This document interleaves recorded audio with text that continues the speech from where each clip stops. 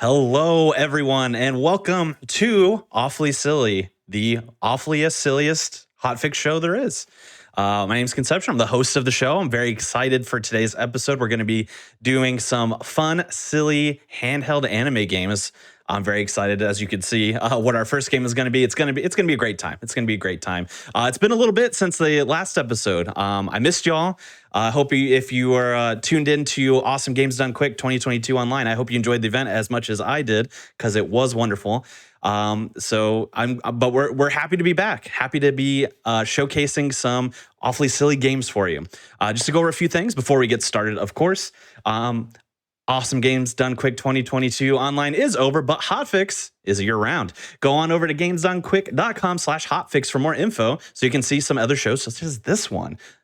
If you are watching on YouTube, go on over to twitch.tv/gamesdonequick if you're interested in learning about our live content starting most nights at 7 p.m. Eastern, just like this show has.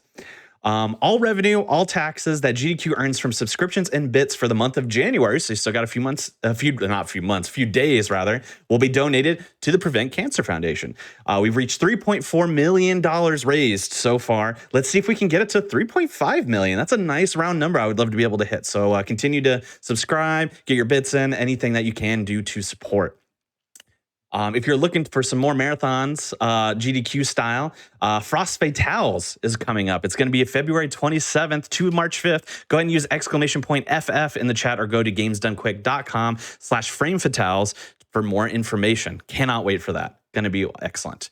While we don't have any other shows beyond Awfully Silly tonight, you can tune in tomorrow starting at 7 p.m. Eastern for Random Number Generation, which is a show about randomizers and randomizer adjacent content, as well as Aimbot, which is a show that revolves around first-person shooter speedruns. So definitely come on by again tomorrow for some more speedrunny goodness. But I think... But with all of that said, with all that done, it's time. We're ready to dive in. We're ready to get our anime on. And Air Angel here is going to get us started with the first game. So go ahead and take it away, Air Angel.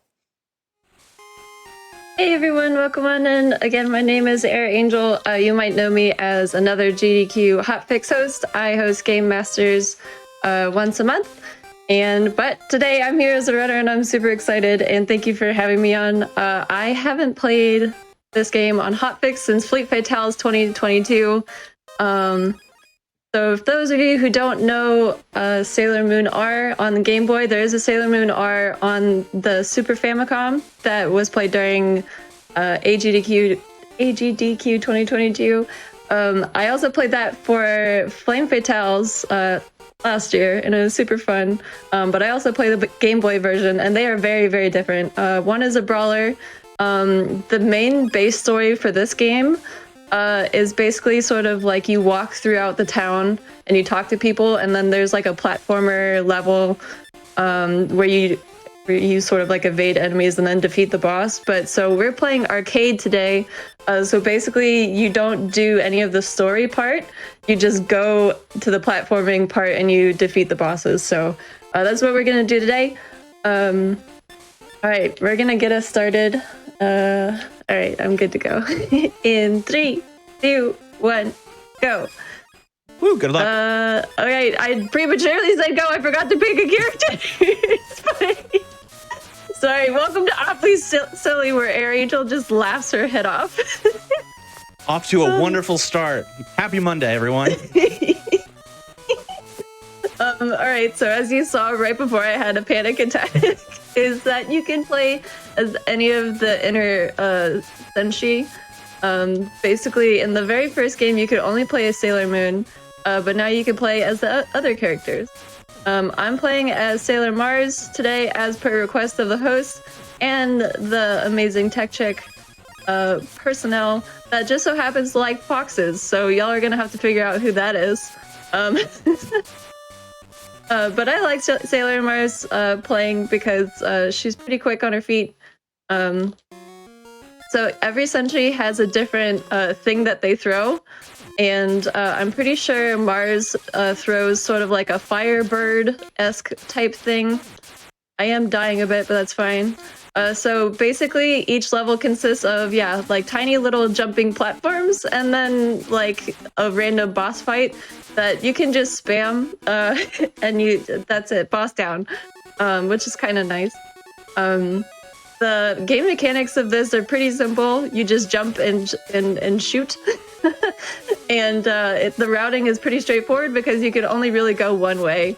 There are a couple things that you can do different, like quicker jumps and not die as much. There are health pickups, which are the little hearts. And you can also pick up cake, because who doesn't like cake? Cake restores all of your health with mood, I guess. Preach. And then if you pick up a tiara, it boosts your attack. So I tend to pick them up more often than not. And these hitboxes are awfully silly. Did I just use the show name? Wow, you're doing the advertising for me. I really appreciate it. I'm so good. During this part, I don't remember exactly what it says, but Tuxedo Mask says something completely irrelevant and not helpful to anybody, as per tradition. I'm pretty sure this is Rubius. Since I came in here with full health, I'm just gonna spam. I selected easy mode, which gives you a lot more hearts than normal mode. Go figure. And just like that, Rubius is down. Also, the roses are sort of like a one-up situation. As you can tell, I have 5 right now, which is nice, I guess. But specifically for this mode, you sort of like never run out of lives, especially if you like die continuously in the boss battles, which is really nice for marathon runs or for GDQ Hotfix runs, because then you just keep getting a 1-up, you know what I mean? So it's like, all right, the never-ending infinite cycle of life. Anyways, not to get too deep about it. But so in the story mode, basically each level sort of represents each like inner Senshi sort of. So you play as each character throughout the game, whereas in arcade mode, you can choose who you play, which is fun. I usually play as Sailor Mars and Sailor Jupiter. It just depends who I feel like playing as that day. All right. I think this is Esmeralda or Emerald or something like that. As you can sort of tell, most characters are named after a jewel of some type. And Sailor Moon R is the second season of Sailor Moon. I don't know if I'll be able to get this quick kill because I turned the wrong way. Yeah, that's okay. We're fine. Because guess what? We have endless lives in the boss. There are no consequences. I will say the controls for this are a little difficult because sometimes it drops your inputs, and also just gaming, you know? Gamers be gaming. There you go. See, that wasn't too bad. I get to still show off a quick kill. Alright, so these enemies sort of jump at you. You can stun them, and they just go back down, and then you can just run them over, and they don't hit you anymore. Like I said, the hitboxes don't really make much sense. And particularly with Sailor Jupiter, because they even make her taller in the game, which is pretty funny. So that cake that I missed right there, oh wow, I almost fell, sorry. She can grab it because her hitbox is taller, which is fun. Because it's like, oh, you actually like made the hitbox a little bit taller because she in fact is taller. I do have to ask chat because it is pretty mandatory for me. What or who is your favorite Senshi and why? Please let me know. Ooh, I'll be on the lookout. It's important information to know this. So this boss is rather annoying because he flies and he shoots lasers at you if you don't hit him right away, which is not the best. I might start over the boss battle, but that's okay. Not flying. Alright, we'll just start the boss battle over. Usually you can stun him when he's on the ground. I'm just gonna stun him. sometimes the easiest strats are the better strats. I tried to do something fancy. Fun fact: if you die right after the boss dies, you could still proceed to the next level. So even in death, you are still immortal. What is dead may never die. It's just a never. Yeah. It's pretty great. But if anyone wants to learn this game, basically, the top, I want to say almost everyone on the board is sub 7 minutes at this point, and the thing, I think it's like 40 or 45 seconds that differentiates between first and like last. So this game is pretty optimized. But I think my personal best is like a 66 minutes 40 something. So it's a very quick run. So if you're looking for something casual, something I can't say it again, something silly. Yes. Say it out. Shout it from the rooftops. So we're on the final boss battle, and time will be coming up when you fade to credits. This is Prince Diamond. He's a bully and throws paper balls at you. It looks like paper balls to me.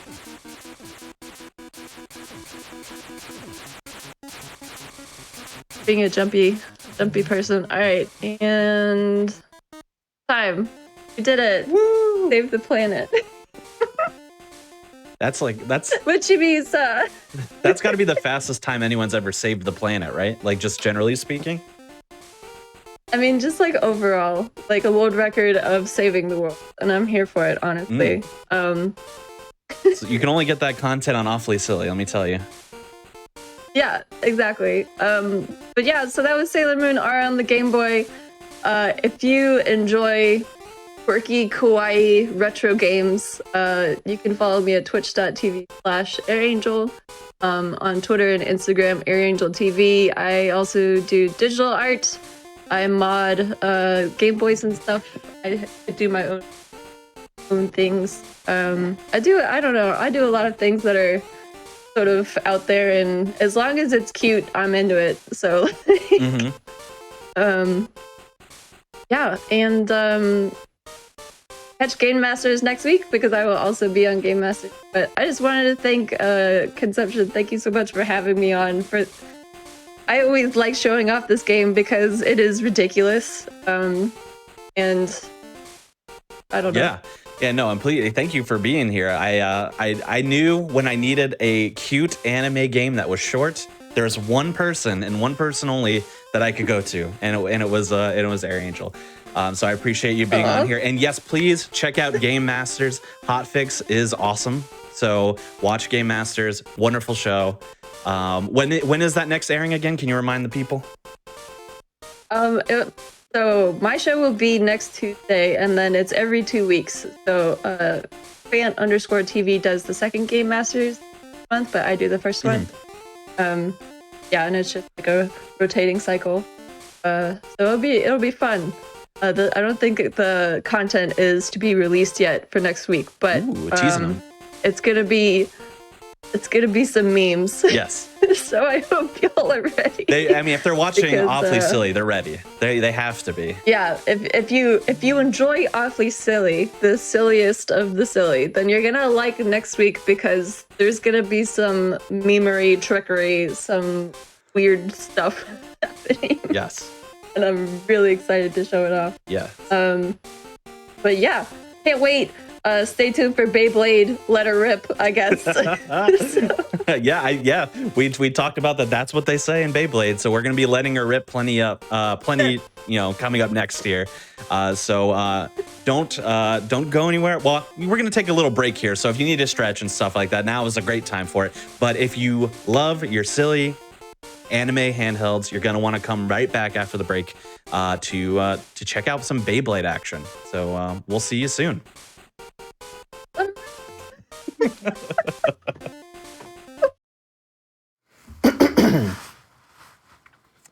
All right, welcome back to Awfully Silly, the silly handheld animes edition. It's a mouthful. I have to think about it every time I say it. Just as a reminder, a couple things. Tune in tomorrow, 7 p.m. Eastern. We're going to be doing Random Number Generation, which is a show about randomizers and randomizer adjacent content, as well as Aimbot, a show about first-person shooters. We have a lot of excellent hotfix content that you certainly will not want to miss. So come on by tomorrow, starting at 7 p.m. Eastern. But I think we're gonna get right into it. We're gonna get right into Beyblade. This is the G-Revolution GBA game. Again, we're doing silly anime handhelds, and we have here we amongst the GDQ people affectionately refer to him as George. How are you, George? Hello, my name is George. You can also call me George if you like. I used to hate that, but no, I'm not gonna grown to like that. I've got with me here Cards of the Heart, and I'm just gonna get the run started. And as well, we get the run started here, Cards can introduce himself. So let's get this one started in 3, 2, 1, Good luck. go. And Cards, you can go ahead and introduce yourself. Yes, so sup dudes, I am Cards of the Heart, and with me and George here, we are basically the only two runners of this game. The only two that I've ever bothered to record a full speed run, so welcome the entire community. Yep, so if y'all have any questions, the entire community is here. So, we get dropped right into like a huge cutscene here. Y'all, hopefully, y'all are ready for some cutscene dumps. There's a reason this game is an awfully silly because, oh my. But we actually do get some gameplay here, believe it or not. We do get some gameplay. We get to set our Beyblade, so we're gonna pick up some parts here. I'll weight this on some Beyblade parts from the table here, and oops, it would be nice if I can actually hit the buttons at the right time. And then we're also gonna go into settings and turn off tabs because who wants to scroll for these, right? We've got cutscene dumps to watch. And then, so you'd think we go straight out of the house, but if we do, then our grandpa just catches us and it's actually slower. It's better if we just go straight to the, I believe it's called the dojo. And we get another cutscene about the family sword, about the power of Beyblades, and the power of dragons, and I hope you all are ready for the power of anime. This is gonna be great. Yes, the power of anime. Let's go. Oh, I don't remember this part from the G-Revolution anime. I mean, Yeah, that's because... Oh, sorry, you go. No, please. I didn't watch the anime growing up, but this seems like it's first season stuff on this third season based game. I don't know what's going on here. GBA is the second iteration of Beyblade, I believe. The first roughly like 30 minutes of this game are actually just made up. Like, no relation to the anime at all. So, yeah. One thing I also want to quickly point out is that you might notice mashing through this text box is like way faster than it should be, and that's because there's been kind of like across speedrunning communities, there's been an ongoing discussion about, you know, mash heavy games and, you know, allowing chirp on all of that. And who wants to mess up their hands, right? So it's technically not yet on the leaderboard. So this is a showcase like on the leaderboard rules, but this is a showcase run. So I'm using turbo to mash A during cutscenes, just to preserve my hands a little bit here. I will not be upset if I do add it for future runners, because this game's not super friendly with the mashing. Anyway, so we're supposed to be picking up a ripcord and a launcher from our house, but it turns out if you don't, and then you challenge Ray to a practice match, our little friend here, then Ray gives you. Ray is like, you can't keep it, but if we just decline the battle, we do get to keep them. So, you know, we're starting off the run great. We're starting off the run great by just taking Ray's ripcord and launcher. And then we head into our first fight right outside Ray's house against Sean. Hopefully I get this perfect match. Nice. I mean, launch, sorry. That's awesome. Because, let me explain some fight mechanics here. If you launch at 100% boost, that is, you hold the A button, you get that bar, and you land within the last 3 frames of the bar at the bottom, you actually get a third of a bit beast for free, and you can tell how much damage that did. Funnily enough, the game actually doesn't the game has a handbook, and I didn't originally own it as a kid, But I did look it up on the internet. Apparently that handbook does not tell you how to enable the bit beast. You're supposed to be finding out in-game. So, a little fun fact there. And from there, if you don't have a bit beast, you just do regular attacks and combos. The most combo you're gonna see me doing is an up-down A combo. That generally deals a lot of damage. But there's also the left-right combo, left-right A combo that you want to be doing if the opponent's blade is near the edge of the ring. And I'm going to be explaining more about that. So at the start, we're mostly following a predetermined route card. So if you want to talk a little bit about the route in this game, you're more than welcome to. Yeah, the early part of the route for this game, this game seems to be a bit protective about the dedicated order that it wants you to go in. There seem to be level thresholds in place for certain things to unlock, certain locations to unlock, and there's also a set few certain events that you need to get through in order to get through this game. I'm not sure if viewing the tutorial with Max here is necessary, but we'll definitely want to be fighting Max anyway for some experience, because we really need to get to level 2 to get to the next part of the story. I gotta say, the GDQ spins are going wild in the chat. People are letting it rip. We love to see it. Absolutely. Heavily encouraged during this run. All right.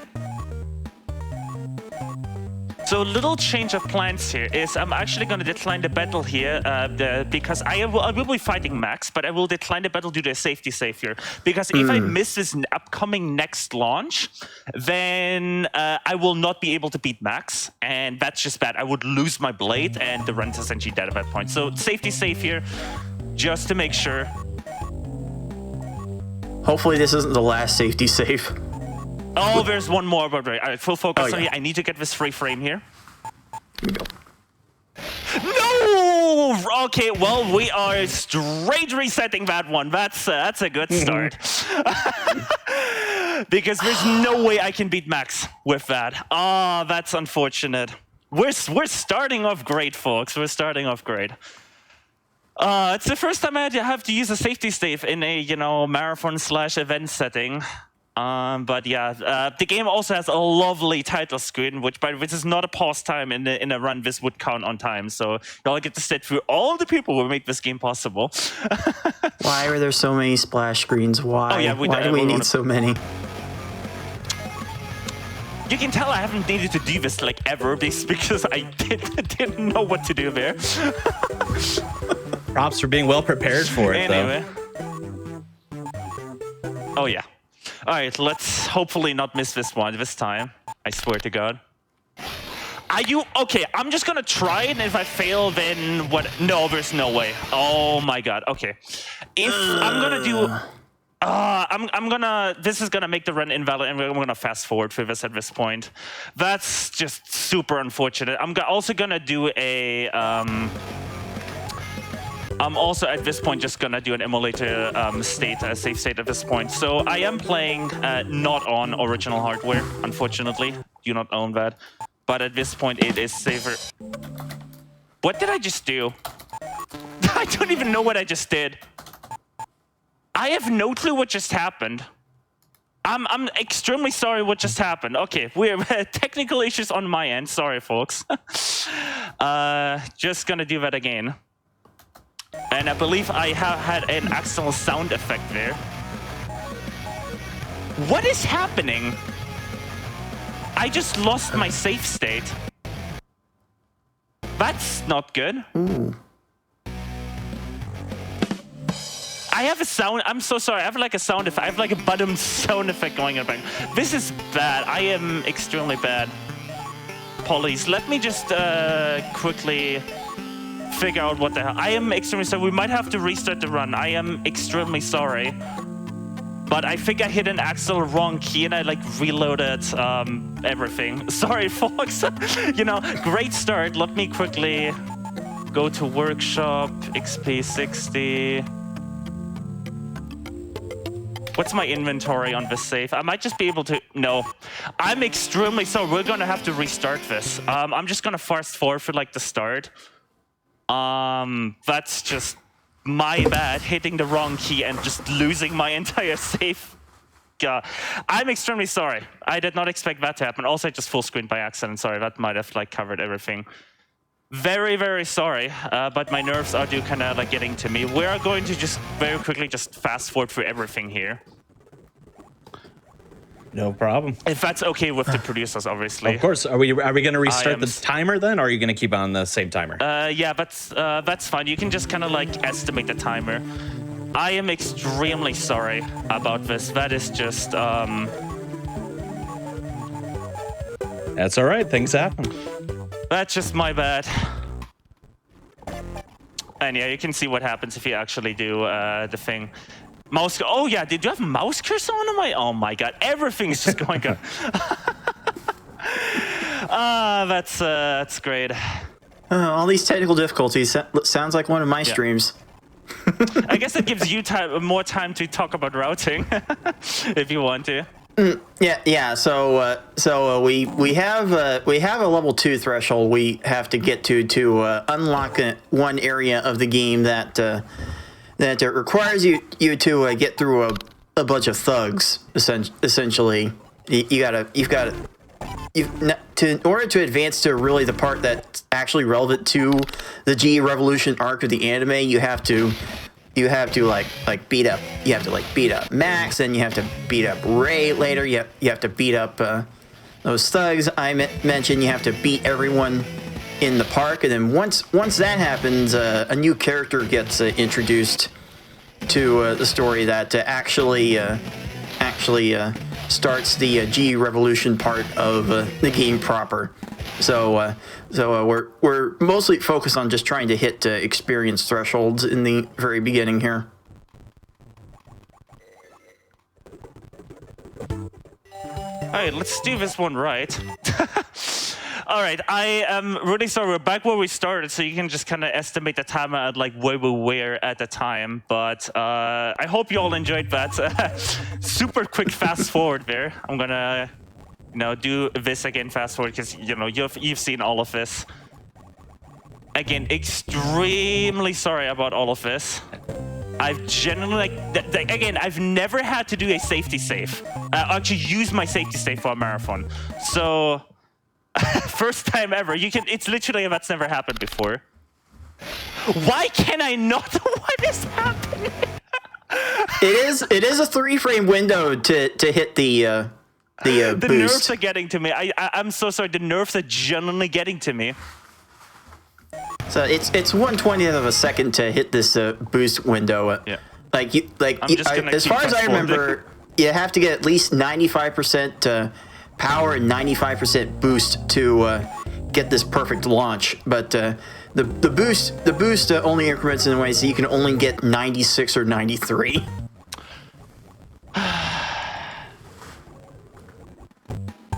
So you can get 96% boost or 100. This time I'm going to take everything seriously. I'm just going to very quickly check my hotkeys. That's happened. I know Hotkeys strikes again. Yep, hotkeys strike again. Okay, I've got the right save state now in case I mess this up. I'm so sorry, folks. There we go. That's what we needed to do. What was so hard about hitting a free frame there? Okay, so now I'm not seeing being informed by our producers that apparently I am dropping some frames. It should be better now. Sorry about that. Yeah. So let me explain why we had to do this entire 10-minute detour here and why you all had to sit through that. You may see on the HP bar we are a little bit underleveled here. And that is because this fight is essentially one of 3 what I like to call, I guess, choke point fights. Where the game really just you have to fight these opponents to get this additional health. And to get this additional XP. And Max in particular gives a lot of XP. And there's also another fight later on with Ray. Also, I'm getting Max is attacking way more than he normally does. And also reversing me way more. Yep, there are Beyblade games. Believe it or not, there's also, I believe, Conception can correct me on this, if need be. But I believe we had a... Oh, I forgot the name. There's another Beyblade game, I believe, that was shown at like a very, I think, 2017 Games Done Quick Ooh, like, let me mainline do event, some research. if I'm not That sounds fascinating. Shit. Yeah. Oh, I don't remember that. Yes, Beyblade V-Force, V-Force, that's yeah? the name, V-Force. Yep. Ah. Yeah. So if this were also, this is a great time to talk about blader aggression. Because if this was any other opponent, I'm talking like any other opponent, we'd be dead here because the opponent would use a Verbit Beast. So you can see, I probably should have mentioned this, the little... Oh yeah, I probably could have just... I can show you because I have my mouse cursor on. There you go, live demonstration. That's the Bit Beast bar. Oh my god, I'm getting way more reversals than I should because I can't focus. But that's the Bit Beast bar. And if this was any other blader, you can see on Max's bar, it's actually filling up, and Max could use a Bit Beast right now. But Max is like super, what's the word, not, like, what's the opposite of aggression? Calm. Max is super calm. And doesn't use his Bit Beast for some reason? I don't know. So, yeah, that's a lovely first detour you will have into enemies. I keep getting reversed. I'm not supposed to be attacking when Max is defending. And now we're gonna use our final Bit Beast here. And yeah, the Bit Beast gauge basically determines how many hits you get on the foe when you use the bit attack. Like at 2 gauges, at 3 gauges, you get more and more attacks. Yep, and it actually does fill. Also, I'm gonna take just to be sure. I'm gonna take another safety state. Yes, I want to override this. I guess at this point I could just use emulator save states, but you know this. Fair point. But we bought a competition ripcord and a. No, I don't want to exit. I want to play the game. Thank you. We want to play the games here, right? We don't want. You all don't want to be sitting on a on a black screen here. What am I doing? I swear to, I mentioned that like at the start of the run, I was getting nervous, and like this is definitely getting to me. I apologize. I haven't had a big showcase in a while. Anyway, let's actually challenge Max because we are going to be fighting Max twice here, actually. Nice, actually. Imagine not getting a free frame trick. So, the reason we fight Max twice, sorry, I got reversed here, is that Max actually does just give so much XP that it's worth fighting him twice, even with the degrading XP gains you get. Because if you keep fighting an opponent, that opponent will get you less and less XP.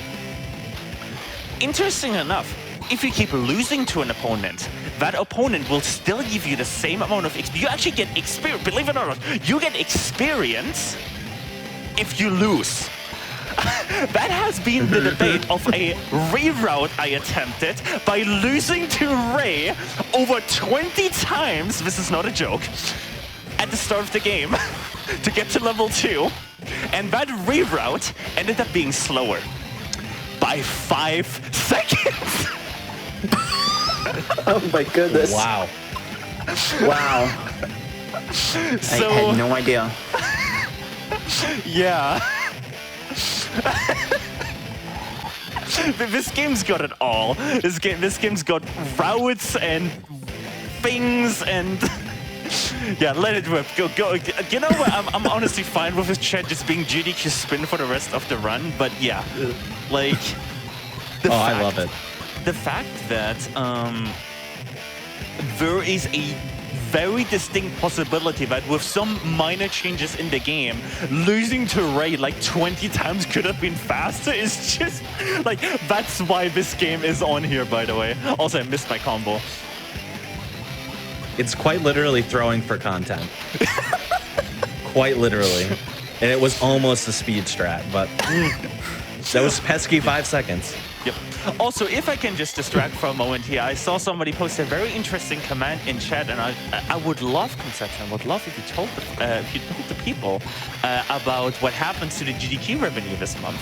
Oh my goodness, you are just plugging away for me. I appreciate it. Yeah, so all revenue this month for the month of January is going towards the Prevent Cancer Foundation, which is the charity that Awesome Games Done Quick 2022 Online raised funds for. So we raised $3.4 million for that during the event, but we would love to get to 3.5 million to further expand that that generosity, that world record donation that we had been receiving. So you can do that via bits. You could do that via subscribing. Basically anything you can think of. So go ahead if you are interested. ! Bits is what we saw in the chat, but you can also subscribe if you would like. Not to mention you get those GDQ spin emotes, which are so appropriate for right now. You might think, why am I going the right way there? If you go the left way, there's this kid that wants to sell you a Beyblade, so you know. Anyway, and this is the entire reason why we fought Max twice. Because if you fight Max twice, then this happens. You get access to the Skull Gang early on. Normally, you're supposed to go to the park first, and then you get access to this. But this is like kind of like the sequence break that cards I kind of mentioned with, getting level 2 and all of that. This gives you access to Skull Gang. And after Skull Gang, we're going to the park, and then we're going to be completely going over-leveled into the park, and yeah, the park is going to be much faster. So and you're not super under-leveled here either, because these foes aren't really too bad to deal with either. Also, I've grown to kind of like the music in this game for some reason. Even though this game doesn't have a lot of, soundtracks. Alright, watch me miss this perfect launch. Never mind, I get 100%. That's a 1 frame. Woo! Frame nice. Oh, and I get to show off another trick. That's it. That's what I like to call instant bit beast. So you activate your bit beast by pressing L and R at the same time. If you manage to do that on the frame an attack ends, you don't get that delay. You can just immediately input that animation. So there's another bit beast related trick, and that one I like to call animation skip, and that is if in the animation, in the kind of circle animation, right, you actually hit the blade. That can happen if the opponent blade is on the far outside of the ring, and you activate your bit beast, and then your blade will just immediately go into that attack animation and saves another couple seconds. Unfortunately, I have never. Hold up, let me do something here. Cool. And that way I can break through that defense. You can charge up your attacks. I didn't even mention that. Did I mention that? No, I didn't. So there's blue, yellow, and red. And, these progress the longer you hold the attack or defense button. And if I see a blader is defending, then I can just charge up my attack and let it go as their defense runs out. And that gives me a lot more damage on that attack and prevents a reversal like just happened to me there. Oh well, we want to be so aggressive with attacking these foes all the time that you're just bound to hit reversals. Oops. Oh, are you kidding me? I'm gonna need that spreadsheet. I need you to look up that spreadsheet. I need the part. I need Oh well. Oh yeah. What is happening today? Today is just. Wow. What's gonna be faster, buying the parts or just fighting Max twice again? Oh, jeez. I think it's gonna be faster to go back. I forget what spares Max gives you, but Talkium does give you some spare parts. Can you look up what blades have tri-cutter parts? Right, tri-cutter. Where is that? So yeah, I made a big spreadsheet with all the different parts that you can get from these blades. Which blade did you have? Was it I forgot. It was Dragoon Storm, right? Not Fighter, right? We have a Dragoon Storm. Yeah, Storm. Yeah, Storm's one we had. Okay. Oh my god. Today is just, I knocked myself out trying to go for the instant bit beast, and I jumped instead. So I need a tri-cutter and I have a 6 wide. That's nice. Okay. So I just need a tri-cutter part, I think. So let's see. Do we have? I forget what's in this shop's inventory. Do we have a Polta? A Polter. Let me see. or an Ultimate Sizo. One of those two will definitely have it. We're gonna be harvesting Yes, I have a Beyblades here folder. for parts. There we go. That one will have it. So now I can swap, Marathon starts where the strike cutter, and I can go back to my Dragoon Storm and swap in the Oh, we have to. What was the part on the actual? It wasn't a 6 wide then. Oh, was it? Oh, geez. It's been so long since. I It's a actually 6 haven't. balance. It's a 6 balance. Okay, we need to pass the time here at this point. I am so everything seems to be going wrong today. Like, welcome to marathon luck. But yeah, we have to reset up our blade here. I'm looking for 6 balance on the spreadsheet cards. What blade would that be? Right. Right. I believe. Let's see. Bistol. Do we have? What? You got Bistol or Auto Charge Balancer? I'm actually. Pistol. Got a pistol. Okay. Yeah, I never. Yeah, it's been a few years since I did runs of this myself, and even I never had to go through these extremes There we go. to get the parts back. The panic is. Yeah, I am. Today is just like I did not expect this to happen. Like this is why I'm kind of glad that I did. I believe my estimate was 235. This run can go 215. I'm suddenly very glad we set that at 235. I think it's fascinating. Wow. Like I know it's a little bit panicky at the moment, but I think it's fascinating like how quick you were able to come up with like these backups. I think it's pretty cool actually. Yeah, you can buy either parts, you can swap out the parts. It's pretty cool. Wait. It's just. Wait. Oh no, what? Did we just find a strat? We just skipped the blade. Did we just find a live strat and hotfix? Wait, what? We just What's skipped going the on? blader, didn't we? This is not the first blader, isn't it? Did we fight cards? We might have just. Wait. I hope my Discord noises aren't going on stream right now, by the way, because I have no streamer mode on, but they should not be going on because I have application audio capture. That is, we might have just found speedruns. Okay, the timeless isn't that bad, I guess. Yeah, I suppose so. You can tell the two of us haven't really seriously played the speedrun in a few years. There may be a thing we can show off at some point in this run that might explain why. Yeah. Okay. Or at least Also, the reason why I quit. Yep. Let me explain what happened earlier there. So I was trying to finish off the fight with an instant bit beast. But what can happen, this is why I normally don't do that near the edge of the ring, but for some reason I forgot, is that if you don't hit L and R at the same time, what can happen is your L or R input can go through, and I believe it's R that went for R as the jump button, if I'm not mistaken. It's L to jump and R to boost. Right, so it's L. Yeah. To dash. And so instead of me getting an instant bit beast, I got an instant jump, which made me jump out of the arena. Yeah. If only you could get our opponents to do that. Yeah. Maybe we'll get to see it. Who knows? Yeah, I need to like look this up if we can actually like skip the blade. If I can just lose to all the bladers in the thing and then just return, that might be faster. That might genuinely be faster.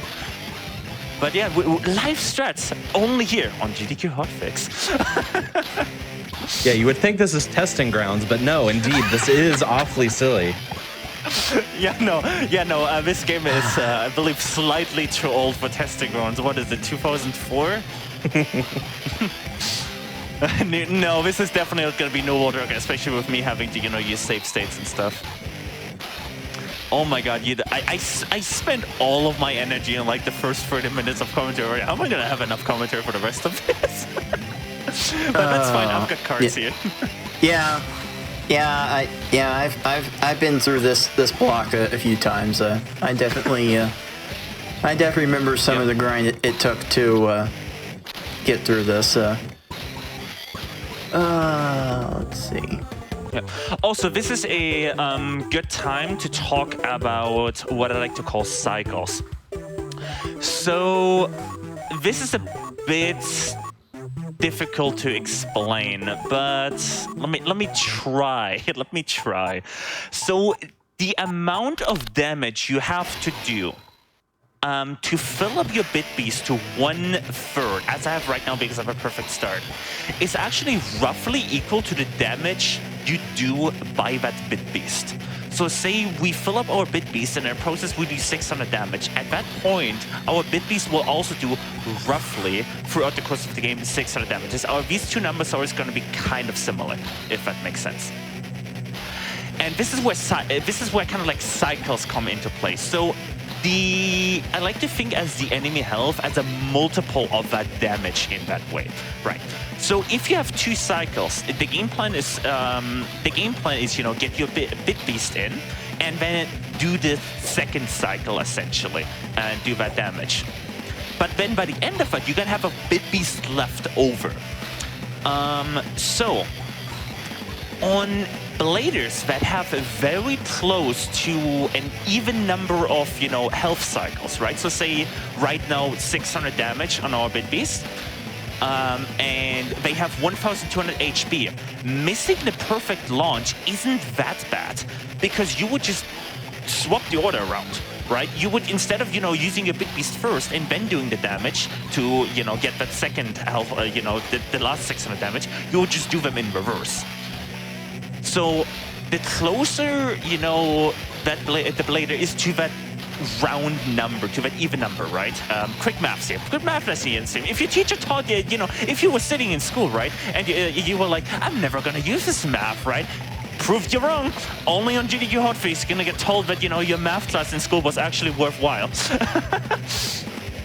No time for calculators here. Too slow. Yeah. But on bladers where, that kind of like that, where, for example, you would have ×3 that even damage, right? That's when, missing the bit beast is suddenly going to become a lot bigger of an issue, if that makes sense. Why is he using the Drance instead of the Dragoon? Am I using the Drance? Oh, did I not swap the... Oh. You can tell I've never had to do this. I didn't even notice the difference. That's fine though. That's why my damage was off. I was like, why do I keep having to use extra bit beast? You can tell I've literally never had to do this in a marathon or event setting. Like that's what happens when you get thrown for a spin. Hashtag GDQ spin. That's basically GDQ spin is like the inside of my head right now. That's like my brain right now. But yeah, hey, it's not just the run that's silly at this point. Oh, I'm gonna get a big hit here. That's fine. But yeah, you can tell I'm already exhausted by the end of this. Believe me, George. You've thought about this game in ways that even I never thought to think about. So you've definitely taught some people a few things about how silly this game gets. Animation skip right here. You're supposed to kind of like spin around the blade there when you use your bit beast, but that didn't happen there because I hit the blade as I was spinning around. This is just gonna become a GDQ. Dude, wait, does Twitch offer you stats on how many times emotes are used during a stream? I think it's just doing like the yearly Twitch review, right? Like there aren't any stats during that, right? Yes, but what we can say is GDQ spin to throw off the end of your stats because they're gonna be like, where'd all those spins come from?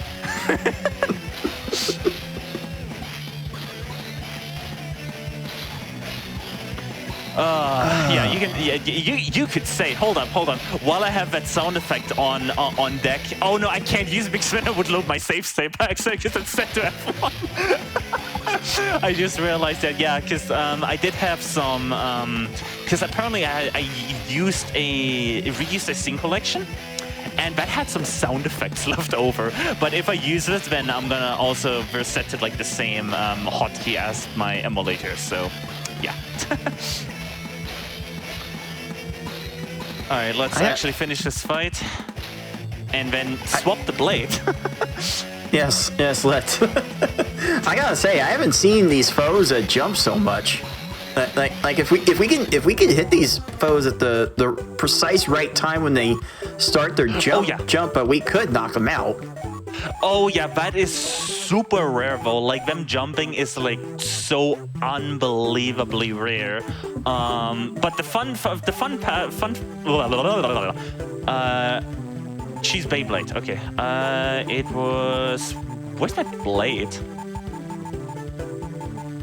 Hello?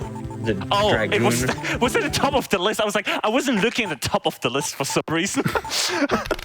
It's like, yeah, well, in Germany we have a saying, and you know, for all the German folks, I'm going to say it in German first. Man sieht den Wald vor lauter Bäumen nicht, which basically which literally translates to as you can't see the forest from the trees. I don't know if that's a saying in English as well. I think I can. I don't know if it's a saying, but I can kind of understand what you mean by it from what you're describing. Yeah. Oh yeah, this is much better. How did I not realize this? you can tell the big stage is definitely getting to me. I haven't had a big stage in a while. I've mostly do want to save as well in the middle of the run here. I've mostly been focusing on running, like when it comes to marathons and events. You might see my name from place to place. I do a lot of volunteer work for various communities. But most of that is backstage, so I haven't been actually like running too much. So, you know, when I do get a chance like this, obviously I'm gonna mess it up like this. You know, classic. But hey, we're getting through here. We're getting here. I'm actually gonna let this HP run out because there's a delay in the game when you hit a combo.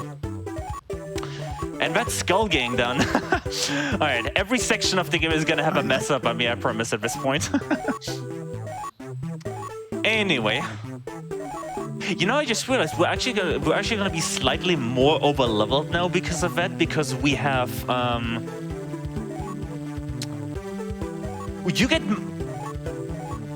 there's a different dialogue if you challenge the Skull Gang again. I had no y'all are getting extra content because of this, by the way, if I may say. Like, I didn't even know that's a thing. That was a dialogue I've never seen before.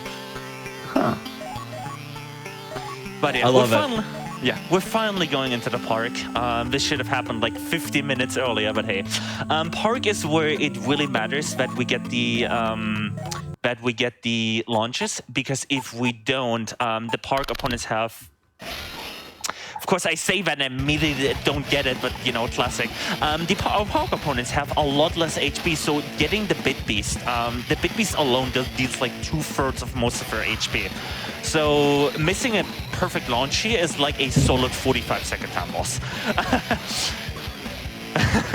But yeah, you all saw some extra content there. More dialogue. You know, if you didn't have enough dialogue from, you know, later on. Let me think. I wanted to say something and I forgot. Oh yeah, combos.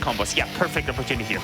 So I did touch on this earlier, but when the opponent blade is at the edge of the ring as I'm trying to launch a combo, I am not going to go for an up-down A combo. I would go mostly for a right-left A combo. And the reason for that is that the right A combo kind of does this, like, how would you describe the motion it does, Cards? It kind of does like a circular motion. Yeah.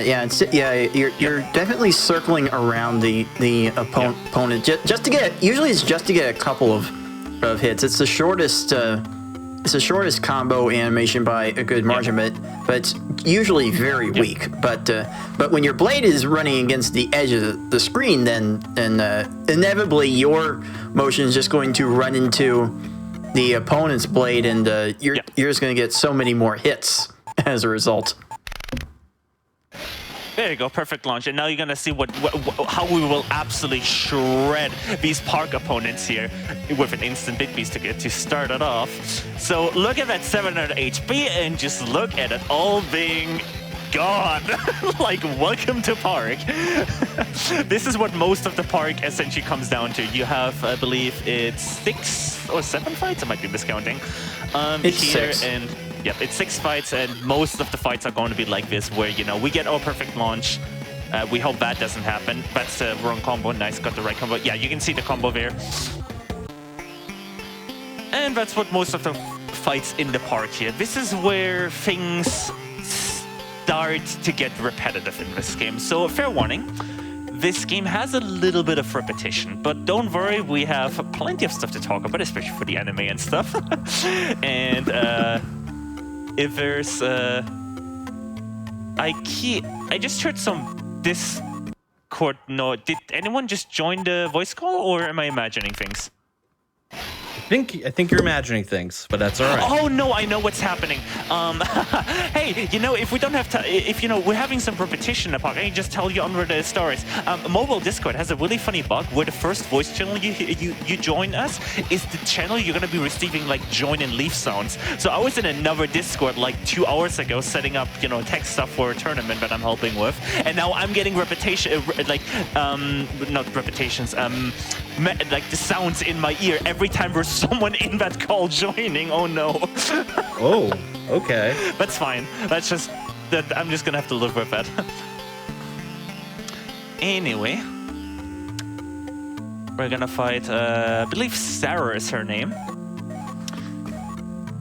Yep, that's one.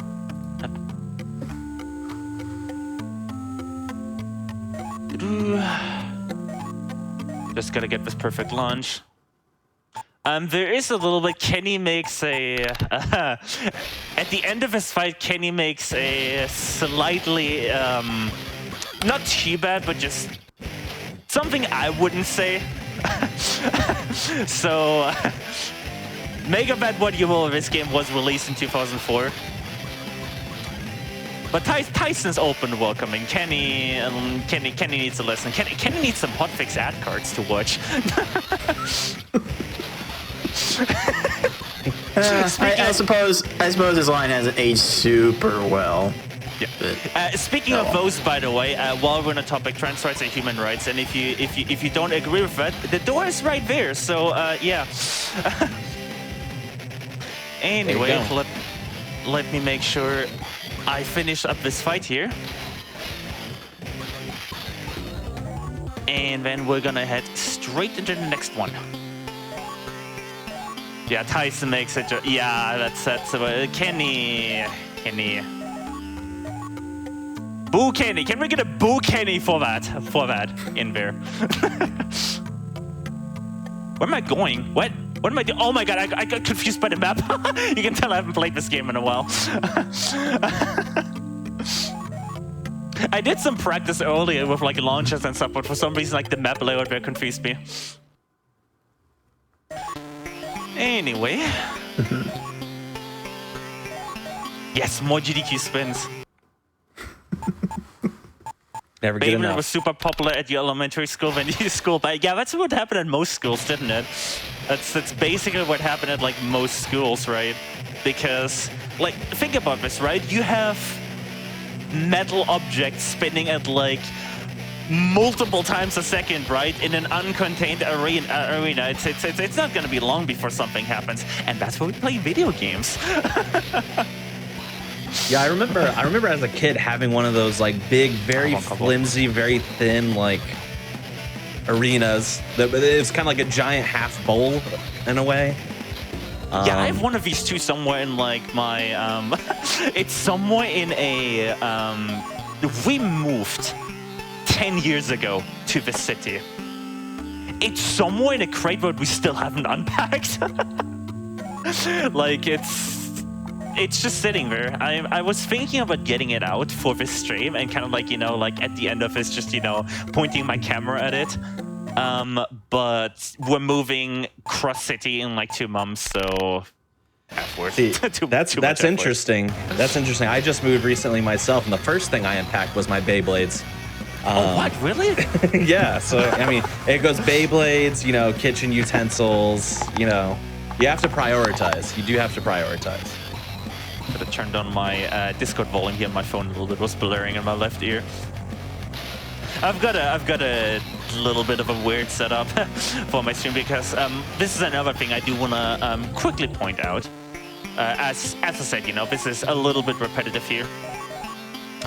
I am playing this on a laptop that's from like 8 years ago. Like, this is not the hottest machine. And I wanted to like kind of like take this moment to say that speedrun accessibility is like super important, right? And there's been, I'm obviously not gonna name names, but there's been a push by some people. Missed that perfect launch, damn it.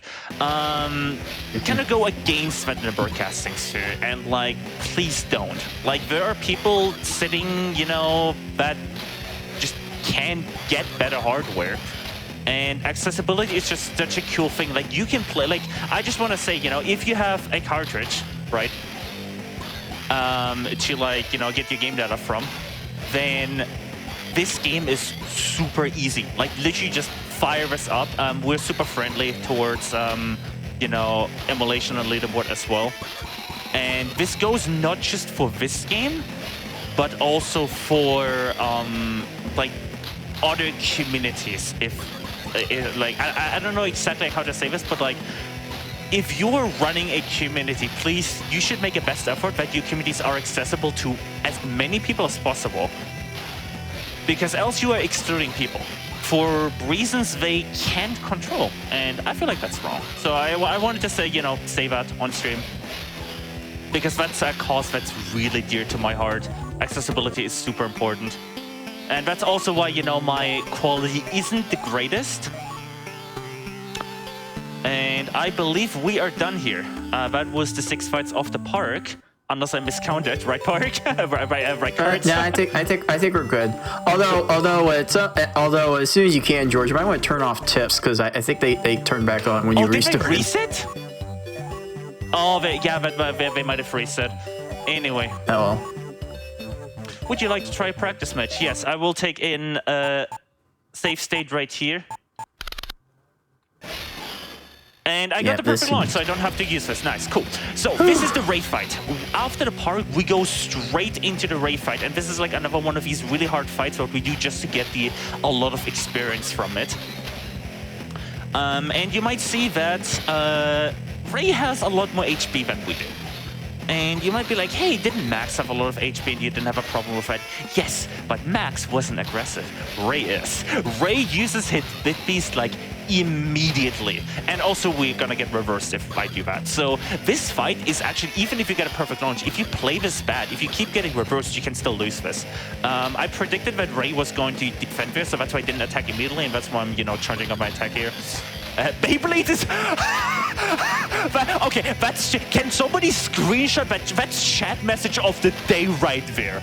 That is chat message of the day. Just want to point that out. That is great. Is it the series where kids use telekinesis to cheat at tops?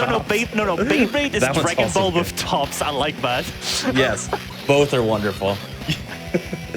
Dragon Ball or telekinesis, either way, we win because it's Beyblades. Yeah. So I know I'm not supposed to be looking at chat and running, but like I can't help myself. Yo, I'm gonna look at all of your beautiful inputs. Yo, most of you are wonderful. Yo, can we talk also, like, by the way, just how open welcome the GDQ like community is at this point? Like, huge props to everyone who makes it possible, especially the chat mods, by the way. I know, you know, I know I'm technically, you know, part of it, but you know, to the others as well. Especially to like the folks before me that, you know, created all of, you know, that opportunity. Like, this space is absolutely amazing. It's been amazing to, you know, volunteer, be a part of this. So thumbs up from me. Sorry, I probably should have said that because, you know, they can't see my face cam.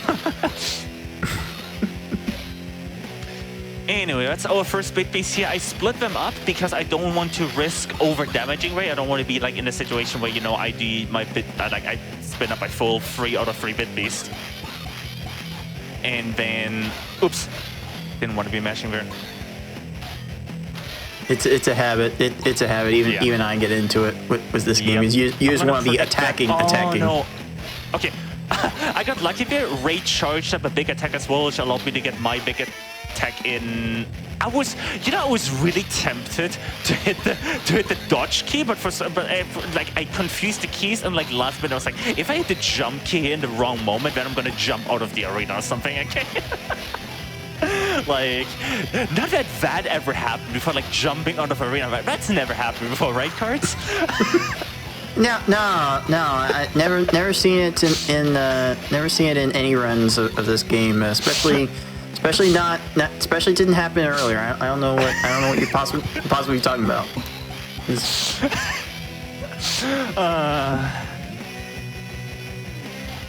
Hope you all have been enjoying this so far. I have been so far. What's our, I know our timer is going to be a little bit offset, so I don't really have an exact time frame for when an hour happens. So when we get close to an hour, just let me know so we can take our beautiful, beautiful health break.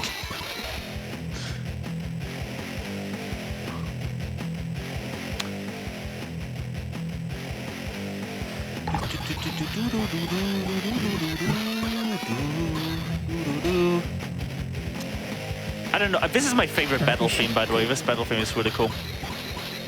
And yes, Lan in the chat, absolutely right there. By the way, did you know that a lot of the music in this game is actually randomized?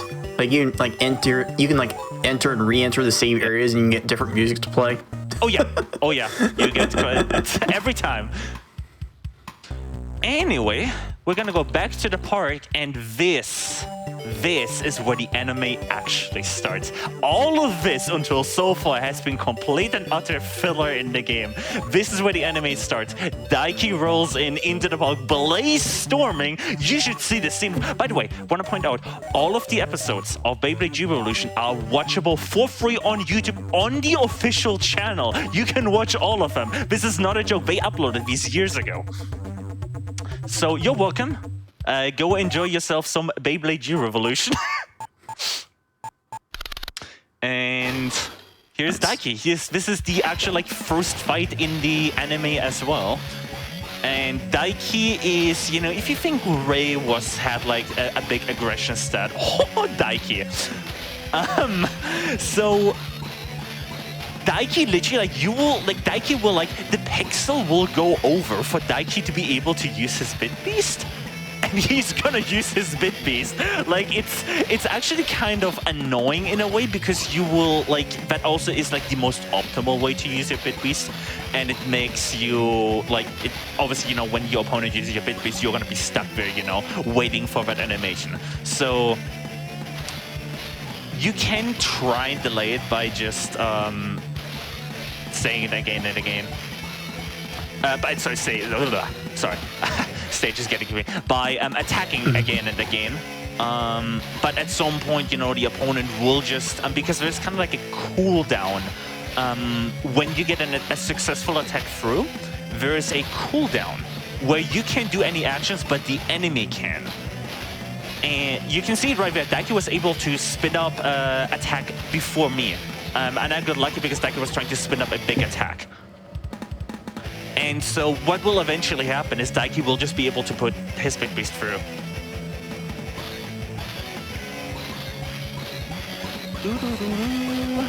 But yeah, that's Daiki about to be done. And then we are treated to probably the reason I ended up submitting this to the show anyway. We are about to be treated after this Daiki fight to this is not a joke, 10-minute 3-part cutscene exposure. So how do we even TLDR this? I hope you all like cutscenes. We're actually getting really lucky on Daiki. I've never seen Daiki not use his Bit Beast once. This is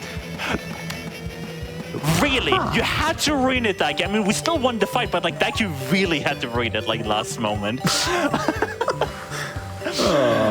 Anyway. Yeah, it's about 10 minutes. It's a 3-parter. 1, 2, 3.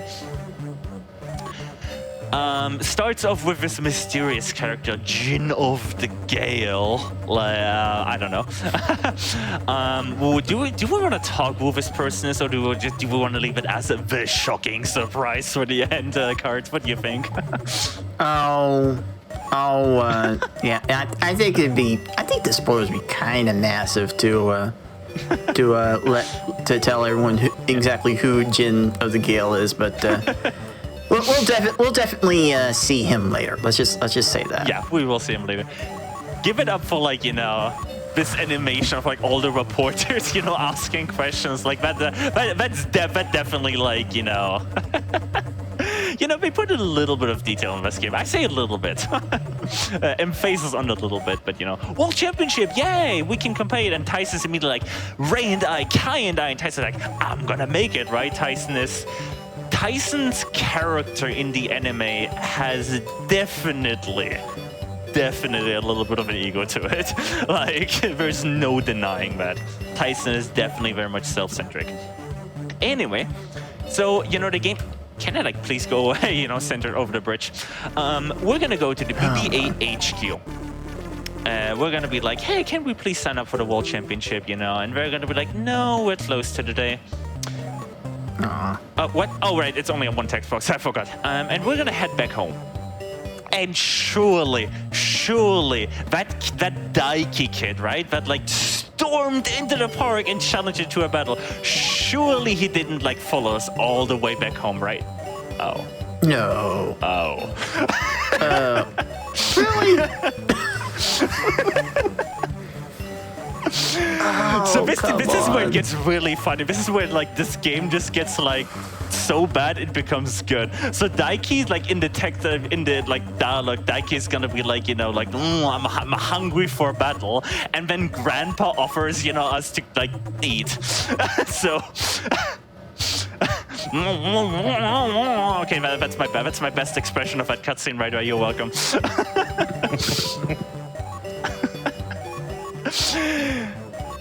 Anyway, this is part 2 out of 3, by the way. We have a little bit more to go here. Actually, you know what? I'm gonna do the marathon thing. If there's, any other plugs that haven't been set in the main announcements conception, you can feel free to take, 1 or 2, because there's tons of good stuff to promote here on Hotfix. Oh yeah, for sure. Well, I'll reiterate what we mentioned just a little bit ago, that all of our revenue from this month of January, all after taxes that GDQ earns from subscriptions and bits, will be donated to the Prevent Cancer Foundation to go along with our total raise for Awesome Games Done Quick 2022 online. So we raised $3.4 million from that legendary event. We would love to see if we can bump that up to a nice round $3.5 million. So feel free to subscribe and use your bits if you are so inclined. Also wanted to shout out as well, if you are looking for another GDQ event, if you're fresh off of a GDQ and you're looking for something, that next thing to bite down on, Frost Vitals is on its way. It's going to be February 27th to March 5th. If you want, you can use !FF in the chat, or you can go to gamesdonequick.com/FrameFatals for more information about what that event entails. It's going to be so much fun. The schedule is legendary. I cannot wait for it to start. I've looked at that schedule. That schedule is banging. Like, y'all need to check that out. Anyway, our friends Max and Ray, yeah, sorry, I forgot the name there for a second. They just decided they want to represent their own countries. Fair. I'll accept it. Tyson doesn't. So this is BBA HQ, and this is where the game really does get repetitive. I'm not sure. If we can, I probably should have brought this up, but we might get something called, I'll explain that anyway. More strats coming up here right now. Anyway, we're just gonna, get a perfect start, and then we're just gonna, wait. One moment, I'm just gonna quickly throw for content here, sorry. And this is intentional, because these are a best of 3, but you keep your bit beast. So we can actually stack our bit beast. We can start the match, ring ourselves out, and keep our bit beast from round 1.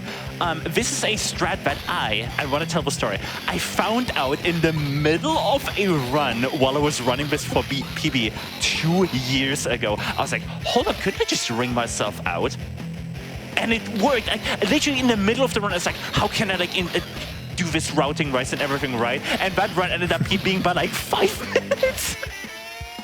Like, Yeah, this game, you can tell it's just me and cards. Like, if you have, like, if you are looking for a game, you know, to run that, you know, kind of silly, has some decent, you know, I would say decent base mechanics, right? Like, everything else, I mean, what show are you on? But, you know, the actual base mechanics of, like, fighting and combos, there is some stuff to optimize. So, if you're looking to get, you know, some decent times, I could recommend this game. But yeah, this is, we're gonna do another fight against her. I believe she's called Maddie. Oh my god, I don't even know the names at this point. I believe she's called Maddie. We're gonna do our third match of the best of 3. We also have to win this one, obviously. And then we have to repeat this 5 more times. So we could take a health break for the stream while I can just continue, or I can pause completely. I believe that is up. We can, yeah, I'll leave it up for conception. Sure. Let me get back to you on that while you run this 1 or 2 more times. Yeah. But yeah, I can totally just keep going while we have like a, you know, our, you know, usual GDQ health break, because you all need some water. I have my... Actually, you know what? No, we can't, because I don't have water next to me, so I actually do have to take a, you know, a health break myself, because I normally have like, I have like a 1.5 liter water bottle in front of me, but I drink during like 2 hours, right? And then I wonder why I need to go to the toilet that often. I was just about to say, you know, Part of the reason for the break is not only a break for everyone in chat, all of you lovelies, but of course for our runners and our hosts and everything as well. So when it is time, let me know. You will go ahead and pause everything, and we'll throw to that break. How far are we in right now? Just curious. We just passed the 1 hour mark. 1 hour and 27 seconds. All right, I think we'll do one more fist, and then we'll do like one more best of 3, and then we'll do a break. Also, I just realized I may have to backtrack here. Because I just realized, because of the save state shenanigans, I may not have to ripcord. Okay, no, I do. I do have my ripcord my launcher. Okay, thank God. Yes. Yes. We buy the backup ripcord and launcher at Max's dad's store, because this is about the point. This is about the point where it would run out. Normally, your ripcord and launchers wear out over time. No way! We got a fast one! We got the ring out! We got the ring out! We didn't go to jump, so we got the ring out! I know what this is gonna be minutes faster now. No way! Yes. That's what can happen. So on a best of 3, if that happens during the second batch, you are set, because now you get the win from the one. From the second batch, and then you have a 3 out of 3 bit beast. Conception, I think we can delay that to like one more best of 3, because this is way faster now, obviously, if that's fine with you. Or we can take a break right after this. That's up to you. Whenever you're ready to pause, we will take that break. You just let me know. Yep. All right, we'll take a break after this fight. So I will hit the pause button after the fight in the in the room. Wow, I did not expect that. All right, 3, 2, 1, pause. Cool. All right. Well, thank you. Well, we love ending on a high note here. Getting some excellent RNG as we go into the second half / latter parts of the run. But we are going to take a quick break to stretch, to get some water, whatever it is you need to do. Either way, we will see you back here in just a few short minutes.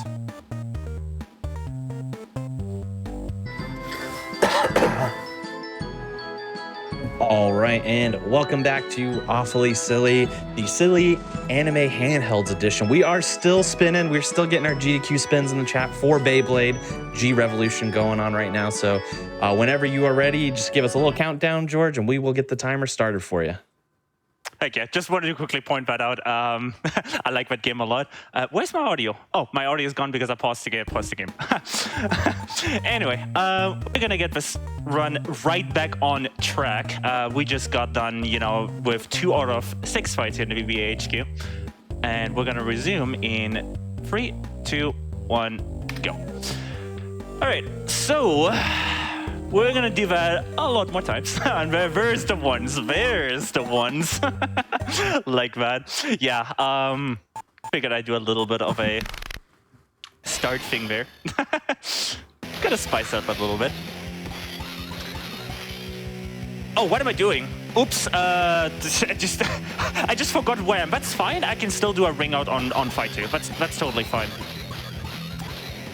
This actually is a great way of demonstrating that you can actually just... No! Okay, so what you just heard there was the jump sound. Yeah, and you can hear Card's reaction to that. Yeah, that you really gotta listen closely for those, because you do not get a lot of time to react. Yeah, so that was the jump, that whooshing noise you heard there. That, I don't know if that's gonna come out on mic, because especially with the filters on like the on GDQ's lovely stuff, that's not gonna come through. But it's like a kind of like noise. That's right there. You heard that there on the game sound. That happened as I was attacking, and unfortunately my fingers got the best of me and I hit the combo. If I didn't, I would have ringed her out and this fight would be over now. So yeah, happens. Anyway, let's quickly, you know, for the folks just joining us, let's quickly review basic gameplay. Just a little quick here. Well, first of all, I do have to reiterate that these are best of 3, so I'm actually going to ring myself out here quickly. Except it's a different start, because this is fight 2. You get a different start pattern. So now I'm going to be struggling here for a little bit. That's fine. Wouldn't be an event run without some. That's never happened before.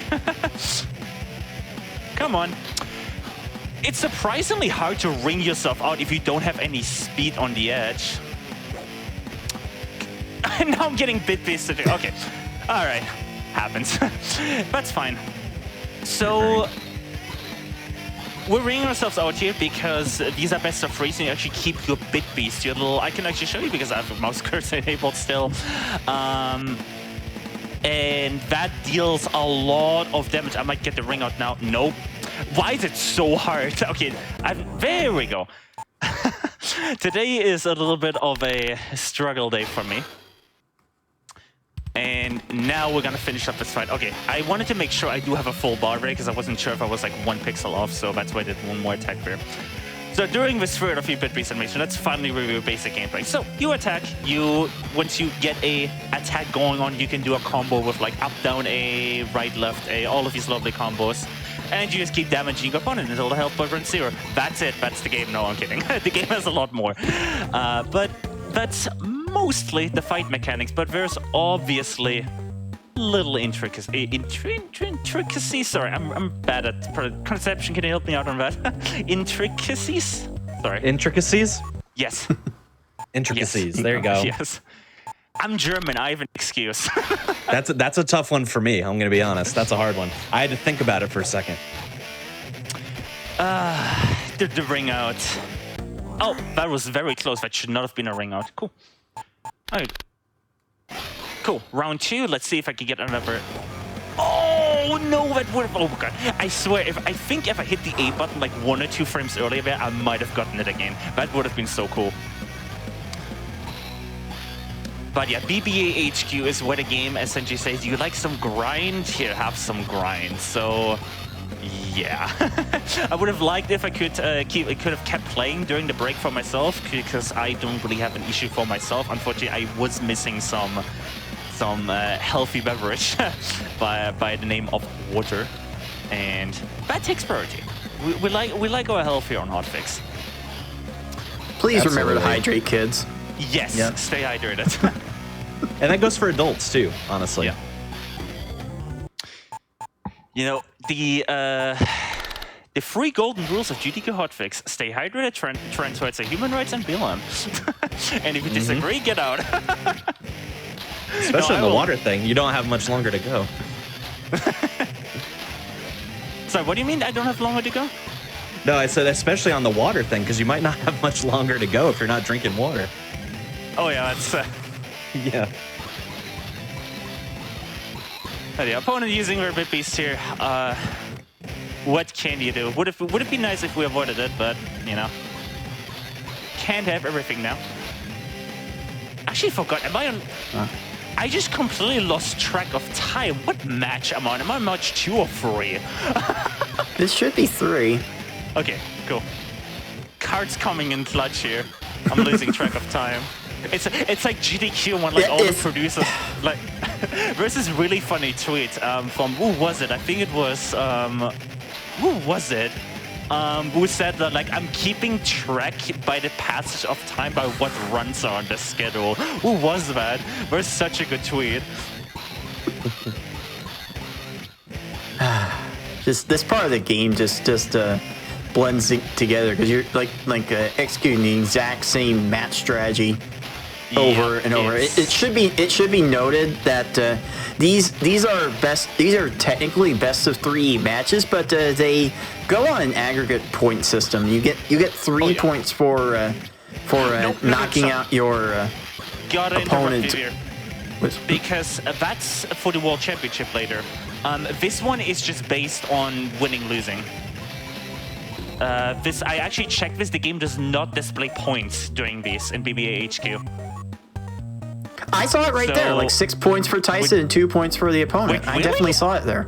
Is that that might be a regional difference because I'm playing on the European version. Ooh. Huh.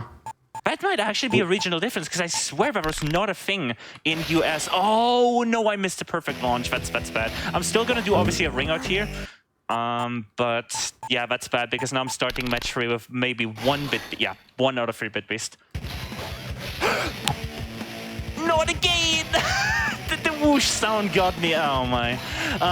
This could have been over now, but that happens.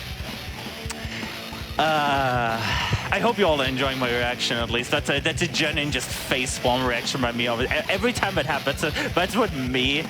I think that's like cards. Like I don't know if you have if you had reactions like that when you were running the game, but it's definitely like just a moment when you do that. Just to get some perspective on just how rare the ring outs actually are, I played through this game again for the first time in several years to prepare for this run. I played through the game for probably 4 or 5 hours. I got 2 ring outs total. Oh yeah. That entire time. Like those ring outs like never happened. Yeah. My best run ever, I believe, had 3 ring outs. That coincidentally is also my PB, so it's almost like your PBs are tracked by the amount of ring outs you get. Also, very lovely question from chat here. What did the boss of apologies. All that water I drank during the break just, came back up. Base bars at the bottom there are blade damage, and that will actually come into effect later. We are going to be repairing our blade later on. And it is actually very easy. You just hop into the workshop menu, you just hit repair your blade. It just costs you some credits, and that's about it. But yeah, our bar will eventually hit, would eventually deplete, and our blade would break, and we would lose the fight. Like, just rip.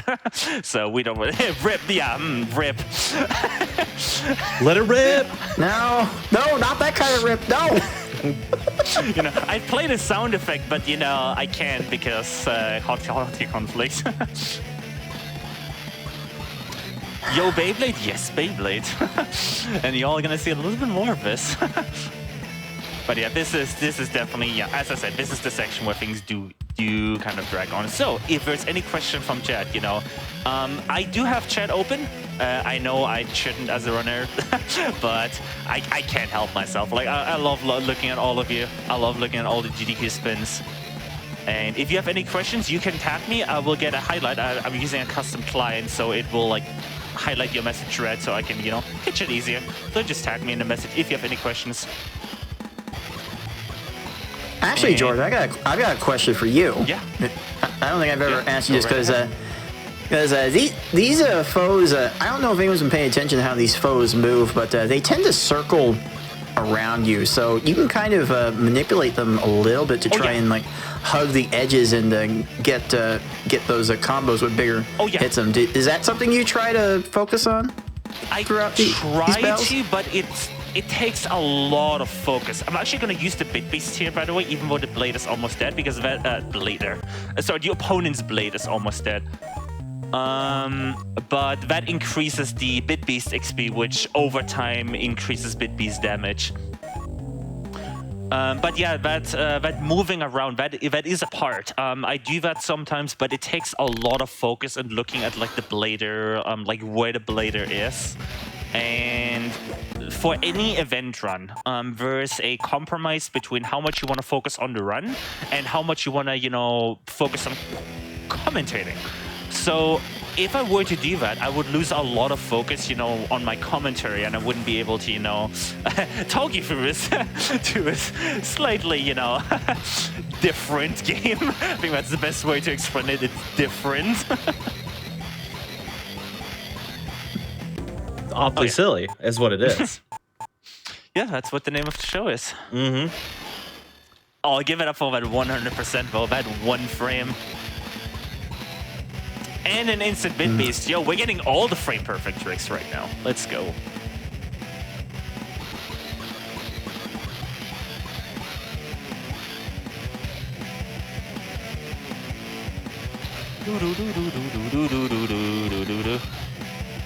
I swear, if this game was like, how cool would it be if they re-released this? Like, imagine like an actual like modern re-release of like a Beyblade game in like a similar style.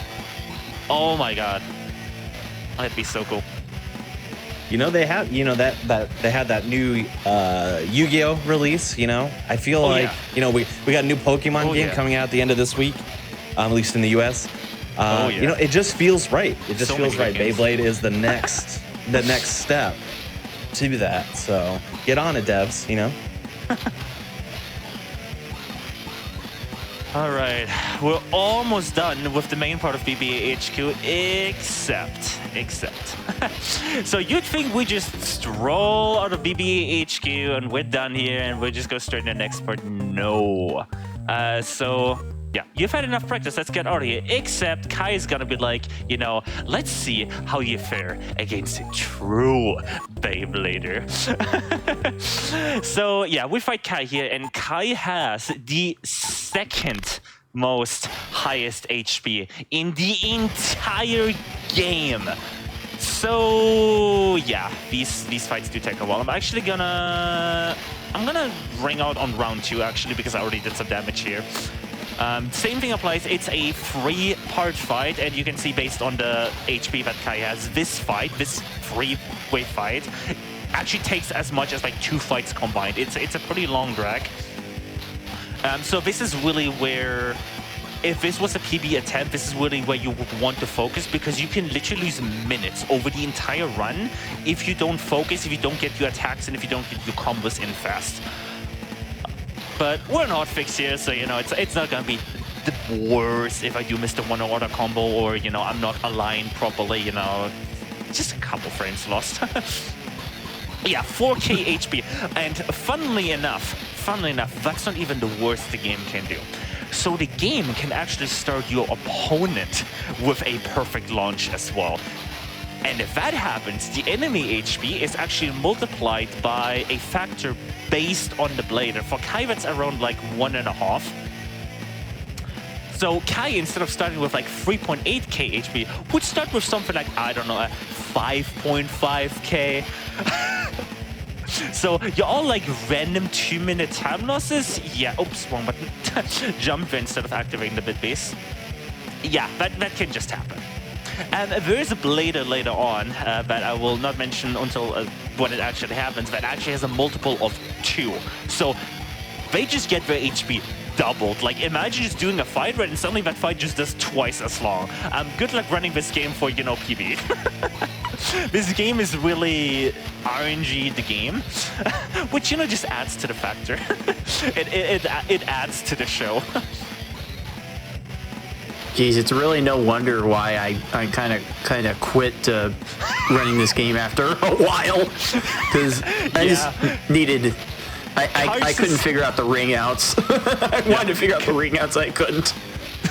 Couch just kind of did one run and dipped, and then the funny thing, don't ever tell me that Reddit doesn't do anything for the world. I found Cards' like run off the art, of the speedrun Reddit, right? I know a lot of people, let's not talk about that. But that's how I found this game, right? I was like, wait, there's a route for this game? I played this game. And yeah, that's how that happened. I'm sorry. Say again? Should I be apologizing for that? I'm sorry, I'm just very confused at the moment why you said you were sorry. I must have missed something in the voice call or something, I don't know. Alright, I'm trying to ring myself out here. And now I'm gonna start the third match with a full bit beast, assuming it was perfect launch, which I don't. I should just like stop cursing myself on comment. I'm like self-commentator cursing myself here. So yeah, missing another bit beast. I'm actually gonna do this right here just so I don't over damage Kai here. But we're almost done here with Kai. Just gonna do, I believe, looking at the health bar, I would guess probably 3 cycles. So 2 more attack cycles and 1 bit beast, and then we should be good to go. And then it's time to move on to the... Oh god, what's the next area? I forgot. It's a swimming pool, is it? It's a swimming pool, yes. A swimming pool. Yes. We're going swimming. Y'all wanna go for a swim? And Beyblade in the pool? Yes. What is a swimming pool if not a giant Beyblade arena? Oh my god. Okay. Okay, this is too good. I love that. Oh my. By the way, I do want to point out the plot of Beyblade. Let's talk a little bit about like the actual anime for a second. Not just G-Revolution. The plot of like Beyblade seasons are like the most, what's the word? There's this meme template called increasing verbosity, right? Where it just gets more and more complex, right? Beyblade anime plots are basically that. It gets more and more ridiculous. There is a I forgot which season. I forgot which season it was, but there is a season where the kids with their Beyblades have to stop a nuclear explosion in the middle of it. This is not a joke. Or like the nuclear reactor meltdown or something like that. This is not a joke. That's like the main plot line of some of these like anime seasons. Like... Again, all of these episodes are free to watch on the official Beyblade YouTube channel. Knock yourself out. I feel like I'm missing out. I really should check that out.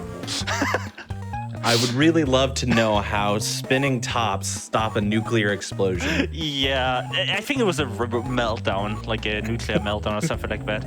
Or somebody like trying to like shoot nuclear rods into space or something. I have no clue. Oh, space is involved. Cool. Oh yeah, I don't remember much. I just watched it as a kid. Let her rip into space, everyone. Yeah, I don't know. I just watched, like, in preparation for this, I watched, like, the first, like, 7 episodes of G-Revolution before I said, nope, we're out of here. Anyway. That's likely something in Season 4. Yeah, after Season 3, the show did kind of go slightly downhill. Anyway, oh, what am I doing? Whoops. Oh, no, what am I... I forgot I'm supposed to get my swimming gear. Right, so we want to go swimming, so we're going to get our swimming pool. Swimming pool, we got to get our swimming gear. And our grandpa is lovely, you know, we have a lovely grandpa. We will chase them for us. I actually never know why Tyson lives with his grandpa.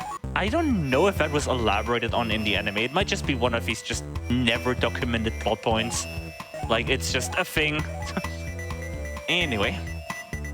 Back to the swimming pool. Hopefully not mess up the overworld menu here. And we actually do have to pay to get into the swimming pool.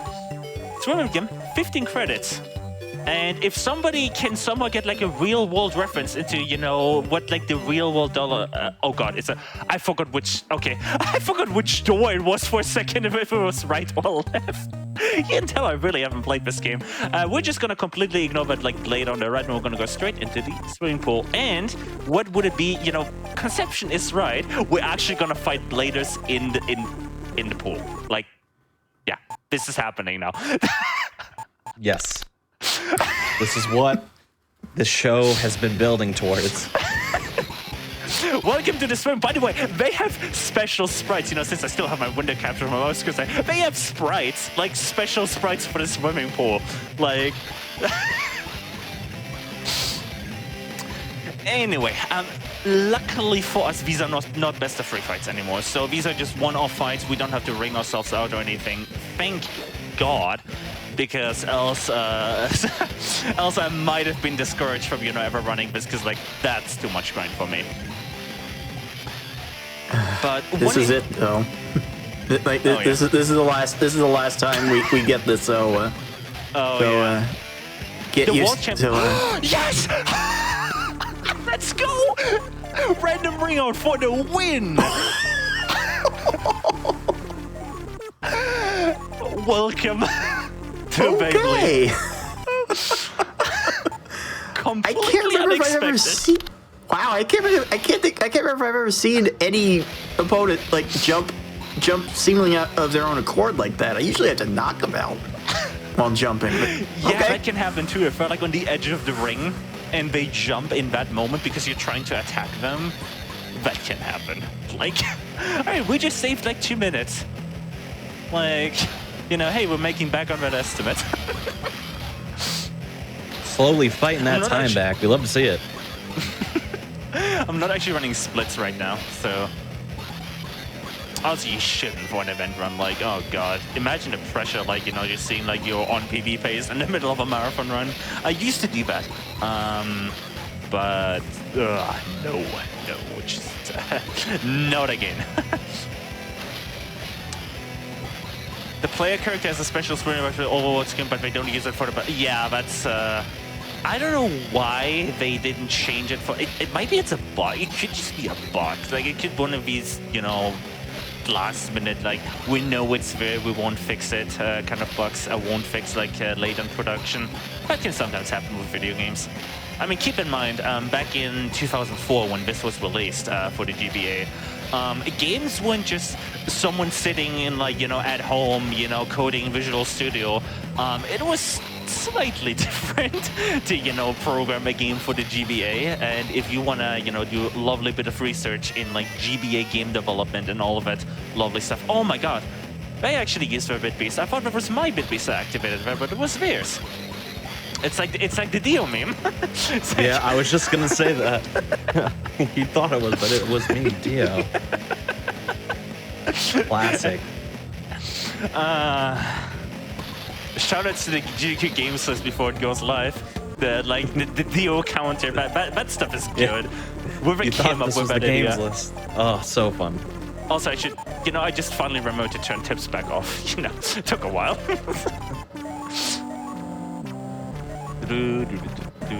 Also, you gotta repair my blade at some point here. Alright, let's get that perfect launch. Nice. Okay, that was the last frame, because I saw it like bounce back for one frame. Apologies.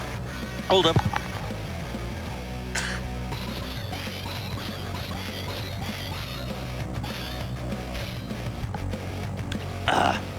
No, it's not the thing. I just what's the word? I just choked on my own saliva. That's the result of spinning Apologies. too hard and fast. Oh my god, I apologize. I quickly put my mic up there just so you all don't have to hear my coughing. You can tell my voice is like that at Gesundheit. Dankeschön. The soundtrack's so epic. I mean, I would have loved if it had more songs in the game, but you know, it's a GBA cartridge. Like, how much data is on a GBA card? Isn't it like 1 megabyte or something like that? It might not even be. Isn't 512 kilobytes? I have no idea, but neither would surprise me. Someone could probably quickly look it up. Too much speed. Oh yes. Oh, there's actually some fun things with like the arena in this game. Like, you think this is a 2D game, right? But there's actually, like, I don't know how to explain it, but I think the game actually does have like 3D physics or something like this, because you can bounce your blade around the area. Like if you jump, right, and you bounce off the side, it actually has like what's the word? You lose height. It bounces off at the right angle. There might be some very basic actual 3D physics involved, but don't quote me on that. Don't quote me on that.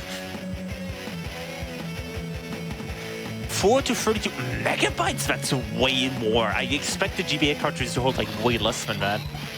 That's like something I'd expect a N64 cartridge to have. Yeah, unfortunately, not all games can have an amazing soundtrack, you know. So, some just have 3, you know, okay songs, like Beyblade. Yeah, there's 3 songs for every kind of, like, area. For, like, the battle area you can be in, like the ring, and the overworld. So it does get repetitive after a while, but keep in mind this game is, like, has basically no replay value. Aside from speedrunning, of course.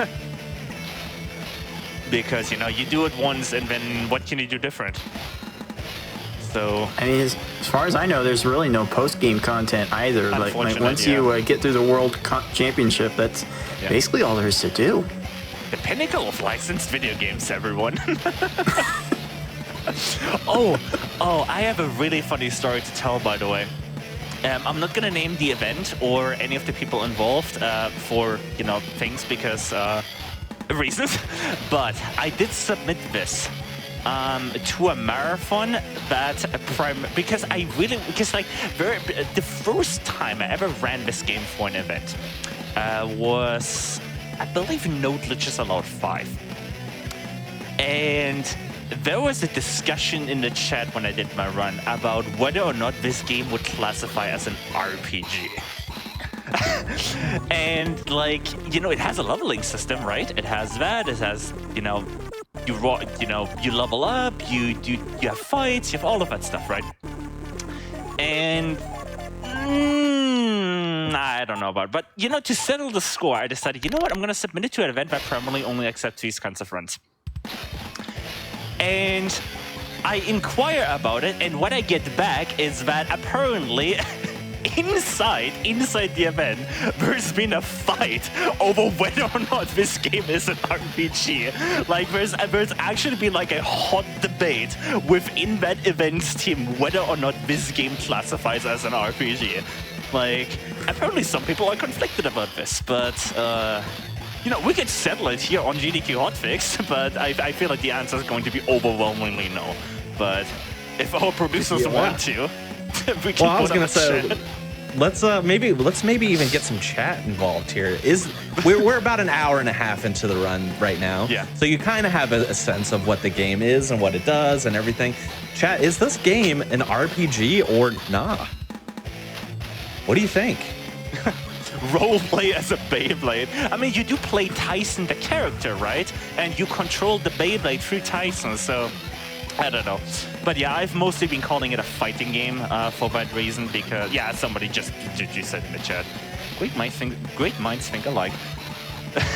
But yeah, I just submitted it to that basically just to settle the score. But yeah, if that's, as somebody has lovely pointed out, if that's the definition, then a lot of games would qualify as an RPG. I'm not gonna try for. Oh, I was thinking of going for an instant bit server. I was so close to the arena that we might have, you know, I might have accidentally jumped out of the arena. Not that that ever happened. Round 2 of that joke. Anyway, we're done with the swimming pool. This is where things get, like, absolutely ridiculous. We're just gonna dip out and wait. Daikie's back!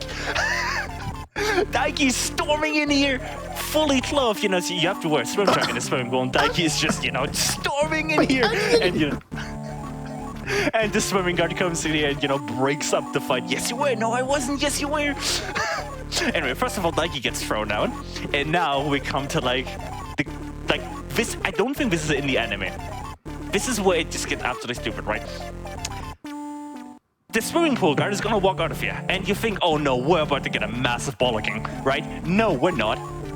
You know, we have a little Beyblade. It's still a place here in the world. Nobody must have missed it. Stupid rule anyway. We're gonna fight the pool guard. Like, So this is the opponent that I mentioned earlier that gets double HP. If he gets a perfect launch, please, please, please, please, please. Thank you. Okay. That's like the most heart-wrenching moment of the entire game when this Polga gets a perfect launch, because he will start with 6,500 HP. It's... yeah. Thank God. Thank God that didn't happen. Why don't you eat apples? That's a great question. Apples only increase your strength, and your strength only increases your HP, which actually has a counterpoint. Your own HP actually affects how much HP your opponents have. So you actually don't want your own HP, if that makes sense. Also, it's perfectly harmonized that chat seems decently divided on the RPG question, with I would say many leaning towards it being an RPG actually. What? Several people have pointed out that it is indeed an RPG for a fact, if RPG stood for rotating plastic game. Okay, that's amazing. That's just okay. See, like I'm so glad we're able to show this, because people like y'all like honestly the GDQ like Hotfix crew, like viewers, you know, the staff, everyone involved, like you all are just amazing, funny, like the best kind of like traits and everything, right? Like this is like genuinely like the best place to hang out, like genuinely, like if you have time, like any day at like 7 p.m. Eastern, just like watch more of this. Seriously, they have so many awesome shows. Conception. Yes. Indeed. Yes. Indeed. Yes. Well, during the week, most of our Hotfix shows start at about 7 p.m. Eastern time, with some earlier shows that do happen on the weekends, usually starting. They can vary a little bit, 1 p.m. or 4 p.m. Eastern on the weekends. But especially if you like, we do a rotating every 2-week thing. This is the Team Velocity week. So especially if you are enjoying Awfully Silly, we are on the Team Velocity week, which is every other Monday at 7 p.m. Eastern. So if you are interested in catching more Awfully Silly stuff specifically, we'll see you in 2 weeks. Yep. Anyway, we're done with the swimming pool final. We're going to start the World Championship now.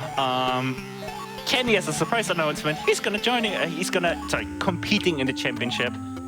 Is like, hey, you know, if we're dipping out, remember at the start of the game where we're in max place, you just, you know, dipped. Yeah. Kenny's joining the championship. More people to qualify. Which, interestingly enough, could have led, I would have loved for this to actually happen, for Tyson to fight Kenny. That would have been like so amazing if they actually put that in. But there's a different kind of plot point that will happen later on with that. That actually relates to the anime. Because the World Championship in the game actually pretty much follows the anime straight up. Like, literally, like, point for point, fight for fight, everything. So you all are getting the anime experience. Anyway, Jin of the Gale shows up again. Remember that from, you know, the park. He's like, you know, too scared to face us. Yeah, it's dialogue. Oh my god, I never read that. Are you two clowns finished? Oh wow, Jin of the Gale, that rose. Calm down, buddy. Anyway, that official from the BBH, we're getting straight up disrespected. Daiki's gonna dip out. Probably gonna fight Jin of the Gale, I don't know. The overworld sprites are so tiny. Oh yeah, they are. Kai is gonna show up here and is gonna be like, I don't know, kind of like mysterious. And I think, you know, if you read between the lines, right? I mean, not a spoiler, you know, the anime has been out since like 15 years or what, something like this. Kai eventually does end up dipping the team, so press F. Anyway, you'd think we just go straight to the arena to fight, but we actually, you know, this game loves its required triggers. We're just gonna go straight around, and we have to, you know, watch this cutscene of Jin of the Gale being, you know, all mysterious again and dipping out. I'm just gonna show this as Tamos, but like the map just ends here. Like, just wanted to show that. Like, there's just a black screen there. Anyway. we're gonna miss the door, head back in here, and start off the World Championship Preliminary with probably the best GBA graphic you have ever seen in your life. Preliminary rounds of the World Championship with me, DJ, I forgot the name. And now watch this. Watch this. Graphics! Some definitely Note CG, you know, support class quality graphics. I kid, no seriously. Well, although, here's the thing. You know, if they end up making a, you know, if they do end up making a, you know, re-release of this game, you know, I'd say, you know, contact the folks over at Support Class. I heard they make pretty awesome graphics. Yeah, that sounds perfectly in line. Check out some of the VODs from AGDQ 2022 if you want to see the very fancy, very awesome new overlay we had going on for that event. All right. So this is where the best of threes kick in again. So we're gonna do our classic struts of ringing ourselves out and missing it, of course, because I'm George and I miss these every day, all night.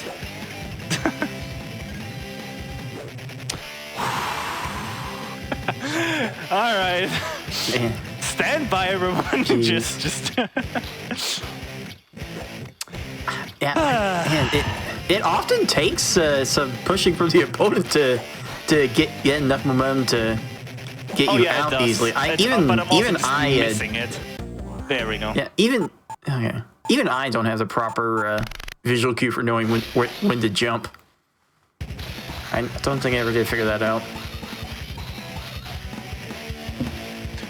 So you heard another like whooshing sound there as I got the attack on Andy. You might be like, no, George, you just missed another ring out chance. I didn't actually. That was a different whoosh noise. That was the whoosh noise for the dodge. For the, I believe it's if you want to do it yourself, I believe it's the right key. I always mix these two up for some reason, left and right. But the dodge, unfortunately, you know, doesn't do anything if you hit an opponent with it. So nothing to do there. Just got my combo through.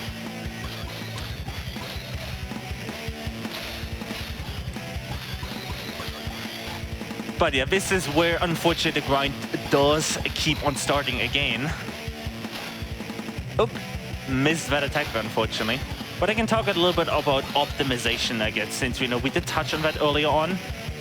Yeah, I talk about that, I missed my call. Andy was so close to ringing out there. That would have been amazing. Like, just skipping the rest of his fight. He was, like, inches away. Anyway. So optimizations-wise, you know, talking about the, you know, more intricate things, you can actually, as you're, you know, recovering from an attack, the game still takes your inputs from like up, down, left, and right. And you can use that to position yourself in advance to get as close as possible to the enemy blade.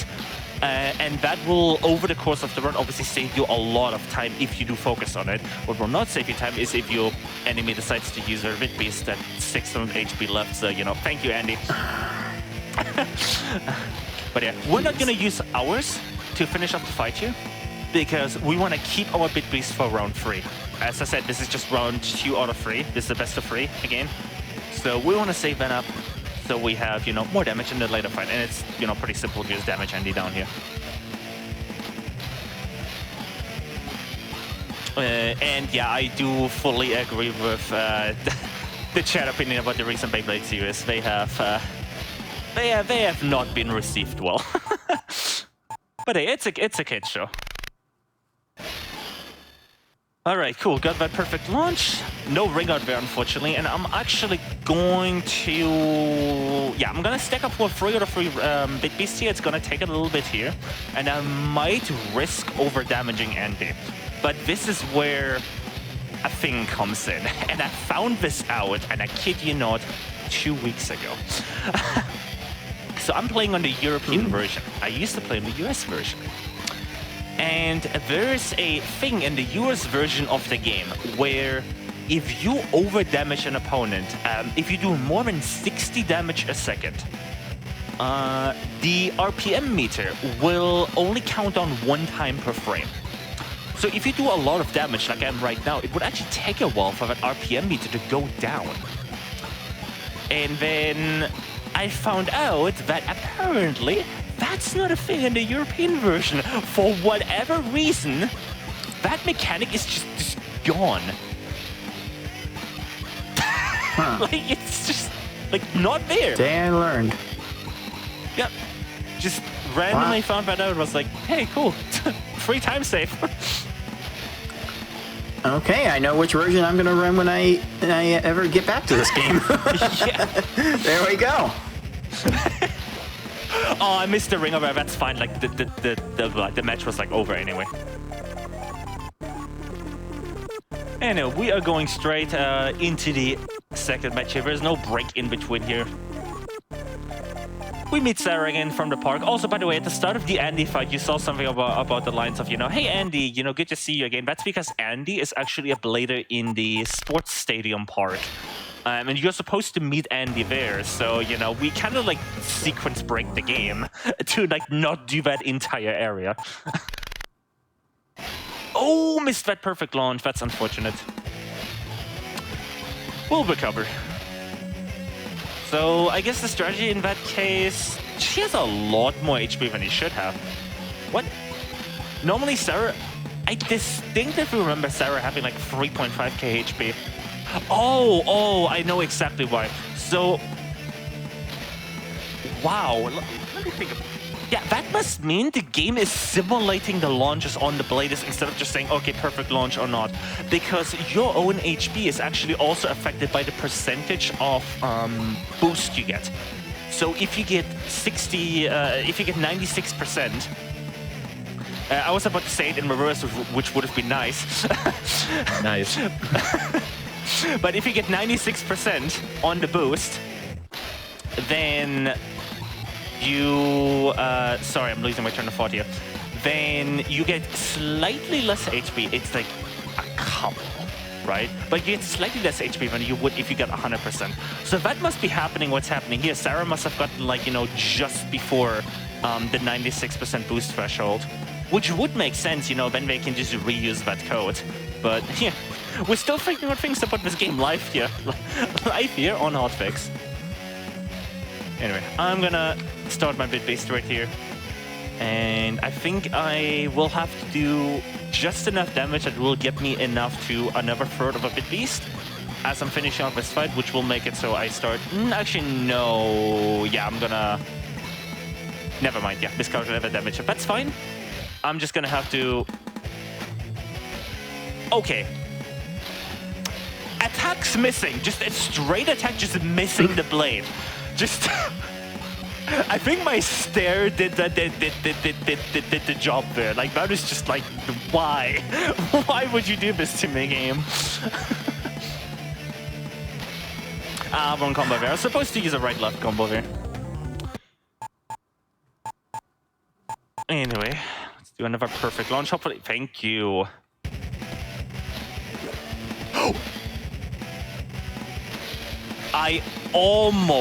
I'm actually very... Cards, you saw what I was trying to go for there, right? Oh. That would have been bad.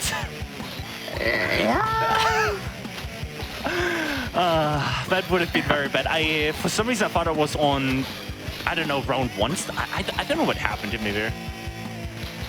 For some reason, I tried to ring out myself, and like last minute, I realized, but it was too late at that point. So the game saved me there. If I ringed myself out there, that would have been bad with a very big capital B, because I would have had to redo the Andy fight. I believe the game just bobs you right back at the start of the World Championship. Yeah, that was definitely lucky. Right. Let's do that bit beast. And that's gonna be Sarah, almost done. Game reminds you of the Pokemon card game. That rings... Okay, completely unrelated story, since, we are kind of in the grind phase here. There's this game, and maybe Hotfix can help me find it. I used to play a game on the GBA, which was like a card-based thing, with like monster fights and everything, but it was also like, with like the main animations were like, it was like a card fighting game, right? And like every individual card was a monster, and every monster would like have like health and HP.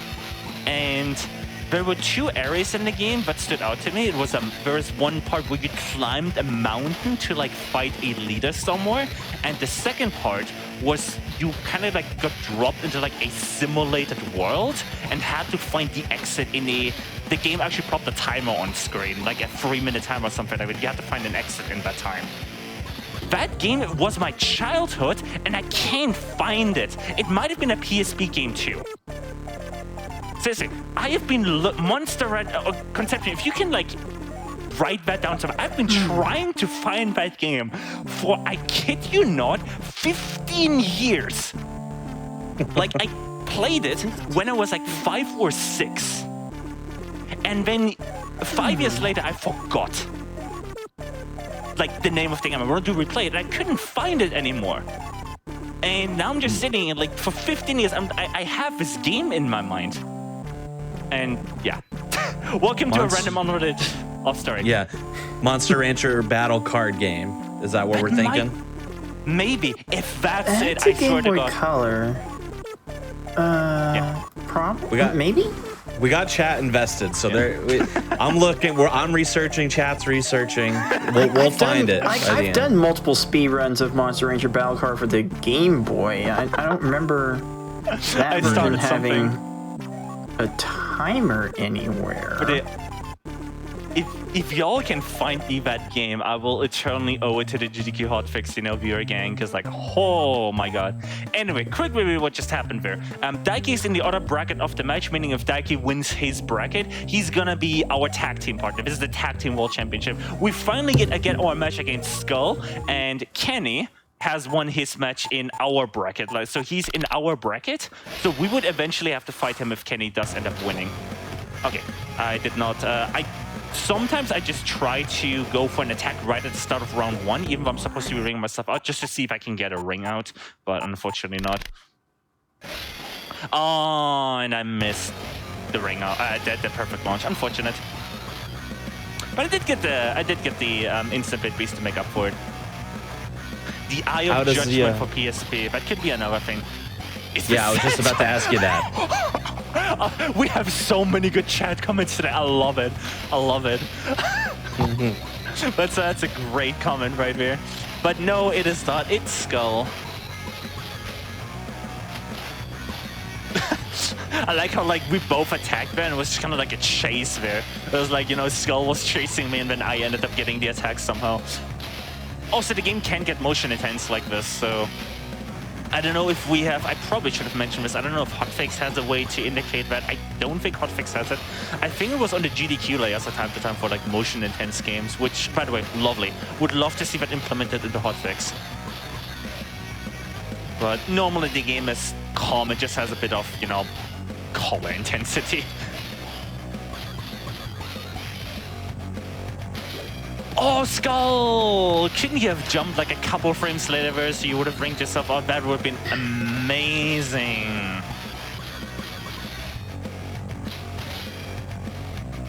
Do I use... Yeah, I do have to use my BBC because else I'm going to be massively over-damaging Skull in round 3, so...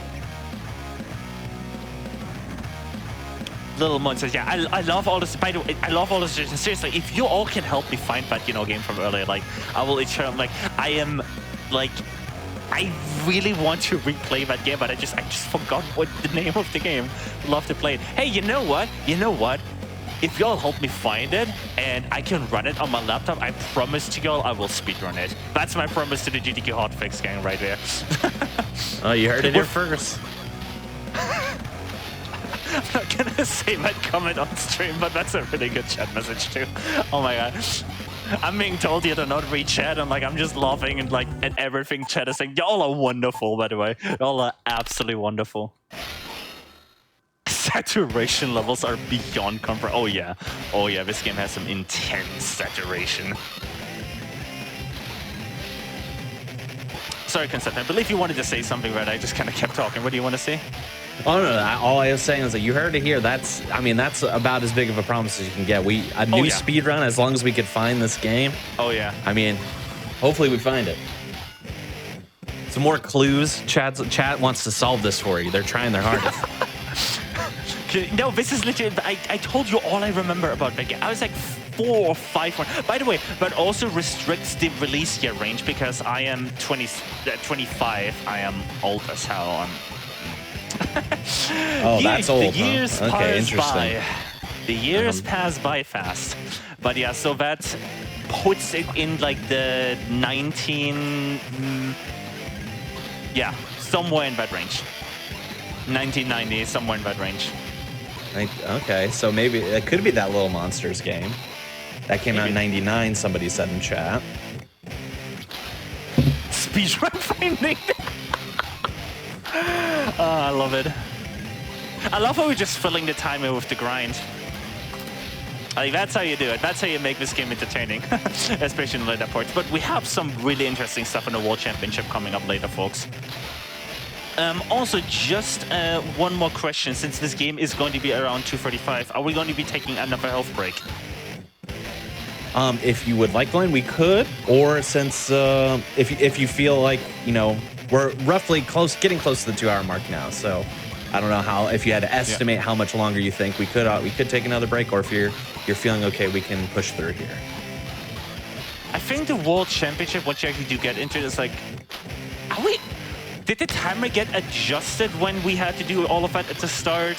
Because nope, once you said start the first time, it's just been running the whole time. So okay, so that would make sense. Yeah, then definitely not making a submit then because of all of that stuff that happened at the start.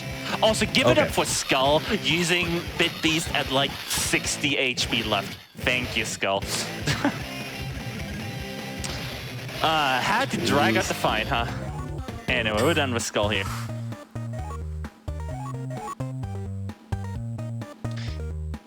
I'm making chat feel. That was not my intention. I apologize if that made anyone feel like that. I apologize. But yeah, I just feel like my years have been passing a lot quicker. Anyway, we're gonna walk back here, and now this is the plot point with Kenny.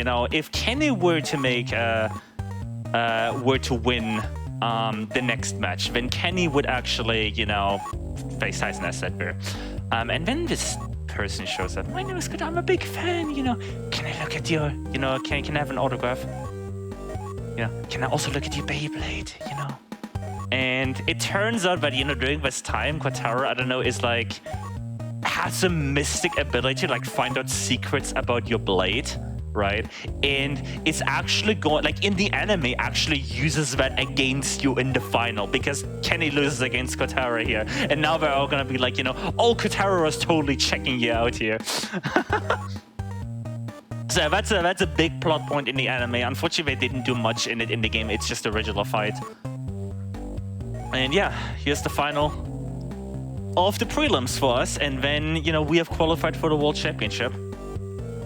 So Kotaro gaining an unfair advantage against us.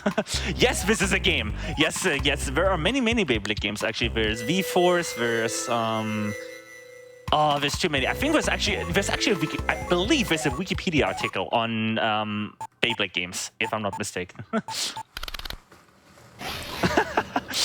I would sing that in the chat, but I don't think I'm allowed to because DMCA.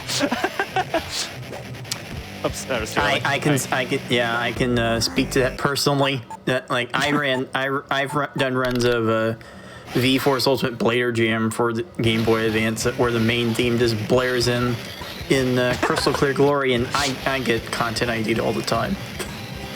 So I have to be very careful.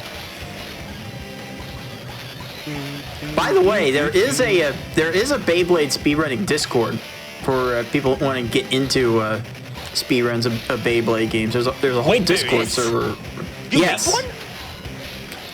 No, it's I think the V-Force community built one. Oh.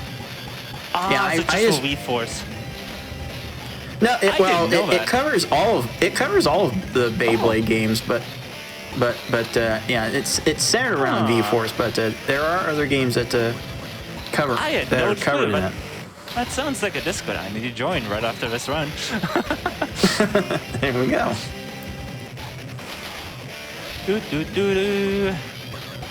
Anyway, Kotaura is also one of these. I did mention this earlier. I guess I can just re-mention it for the folks. Kotaura is one of these bladers with a very high aggressive stat. So I'm expecting Kotaura to use the Bit Beast like anytime. That's me using a Bit Beast, but I'm definitely expecting Kotaura to like chain this up with her own Bit Beast right now, because yeah.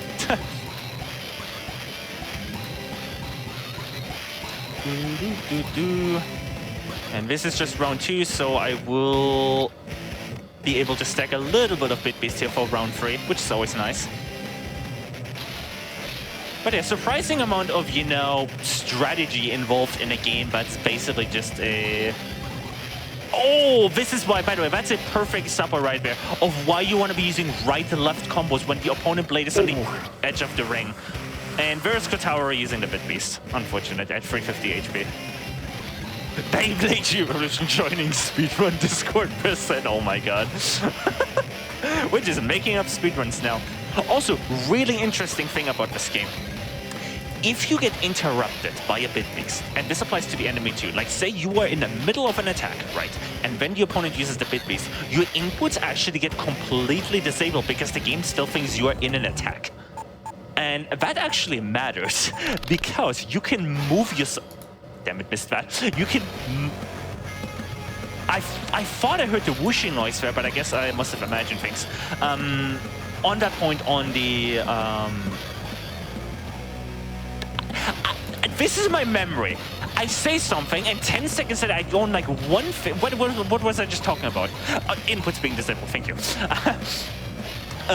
So that matters because when the opponent uses a Bit Beast, you can actually still use your up, down, left, and right buttons to move yourself into the path of the opponent to get that animation done quicker. So if you have the unfortunate, you know, bad luck of launching an attack just as the opponent, you know, launches a Bit Beast, that happens.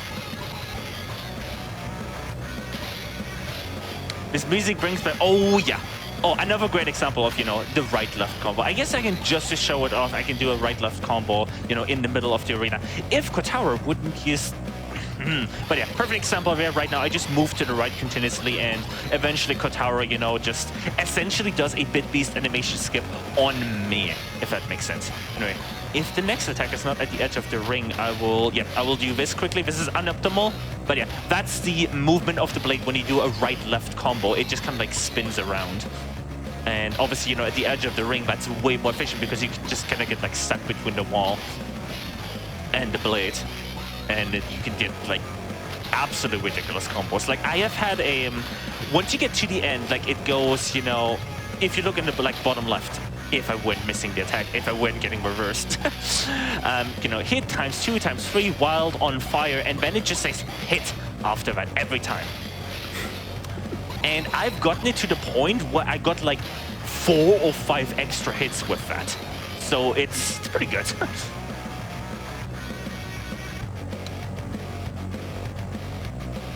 Talking speedrunning is same thing as telling itself. Oh yeah, I do want to shout out, if you all like, you know, this kind of, you know, commentary in general, there are tons, and I mean tons and tons of marathons for good causes nowadays. You know, most of them are relatively smallish, most of them are online, right? But there's tons, you know, especially for like local causes, right? Not gonna name specifics, I think I'll reserve that for the end. But, sorry, I got confused there for a little bit. But I will say that, you know, if you're looking for, you know, to get started kind of like in the marathon scene, right, or in the event scene, and improve yourself on that kind of like, you want to, you know, play your game to an audience, right, or help, you know, local causes, you know, raise a lot of money. Like, say, a dog shelter. Foreshadowing on the end. Then do check out, there's a... Actually, I'm not sure. Am I allowed to say the page that hosts like all like also marathons nowadays? I'm not sure if I'm allowed to say that on stream. So just checking with a conception quickly. Which page are you talking about? The page that starts with O. Oh, The I mean, marathon I don't imagine why that would be a problem. Okay, so there's a site called oangus.io, I believe. So if you want to get started on like marathon stuff, then that's a great way. You know, there's tons of like smaller marathons where, you know, you can get a foothold, you know, playing a game and support some local causes. Just figured I'd give that a shout as well. Anyway, we're here, you know, watching the, you know, fight between Daiki and Kai is just kind of like absently minding, you know, just being like, snooze. And then Kai finally wakes up and absolutely obliterates Daiki. Rip. Press F for... Can we get an F in the chat for Daiki here? But yeah, so we're in the team with Kai now because Kai has won the other, you know, other bracket of the preliminaries, and then they decide to have a mid-tournament rule change because Beyblade. So now, you know, they just decide, okay, you know what, we're just gonna take 2 players. So of course they just pick the, you know, the other runner-up. No, they're not. They're just gonna pick Kenny, and Kotaro obviously comes in storming, and it's like, I should be the runner. I don't feel like you have the skills to compete. And like, oh, chin of the Gale, please. And here is the big reveal. So this mysterious Jin of the Gale character, who is that, you know? He's gonna be our trainer, and he's gonna, you still don't recognize me? What? You don't have a clue. I can't believe it! It's our brother! After all of his time, it's Hero! What the twist? Big twist! Anyway. That's your, you know, Beyblade plot twist right there. Oh, Talafang, that's another good suggestion for a game I mentioned earlier. Don't worry, I've compiled them in a DM that I've sent to you. I love you. Thank you, Conception. Thank you for that. Anyway, BBA HQ meetup right here. We're gonna like announce more cutscenes, you know. Wouldn't be this game without more cutscenes, you know. Results for all of the other teams. Obviously, Max and Ray are going to be qualifying, you know. A little bit of a recap here.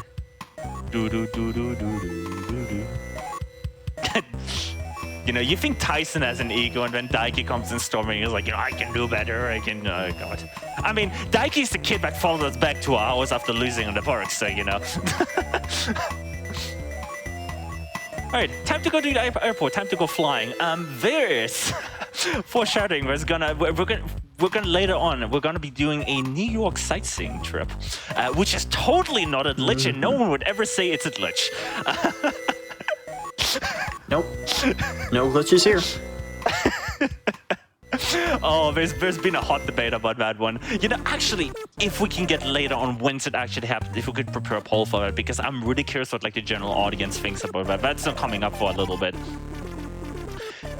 Time to go flying. Time to go for the World Championship. All right, let me reposition here. You're gonna have good postures for the World Championship.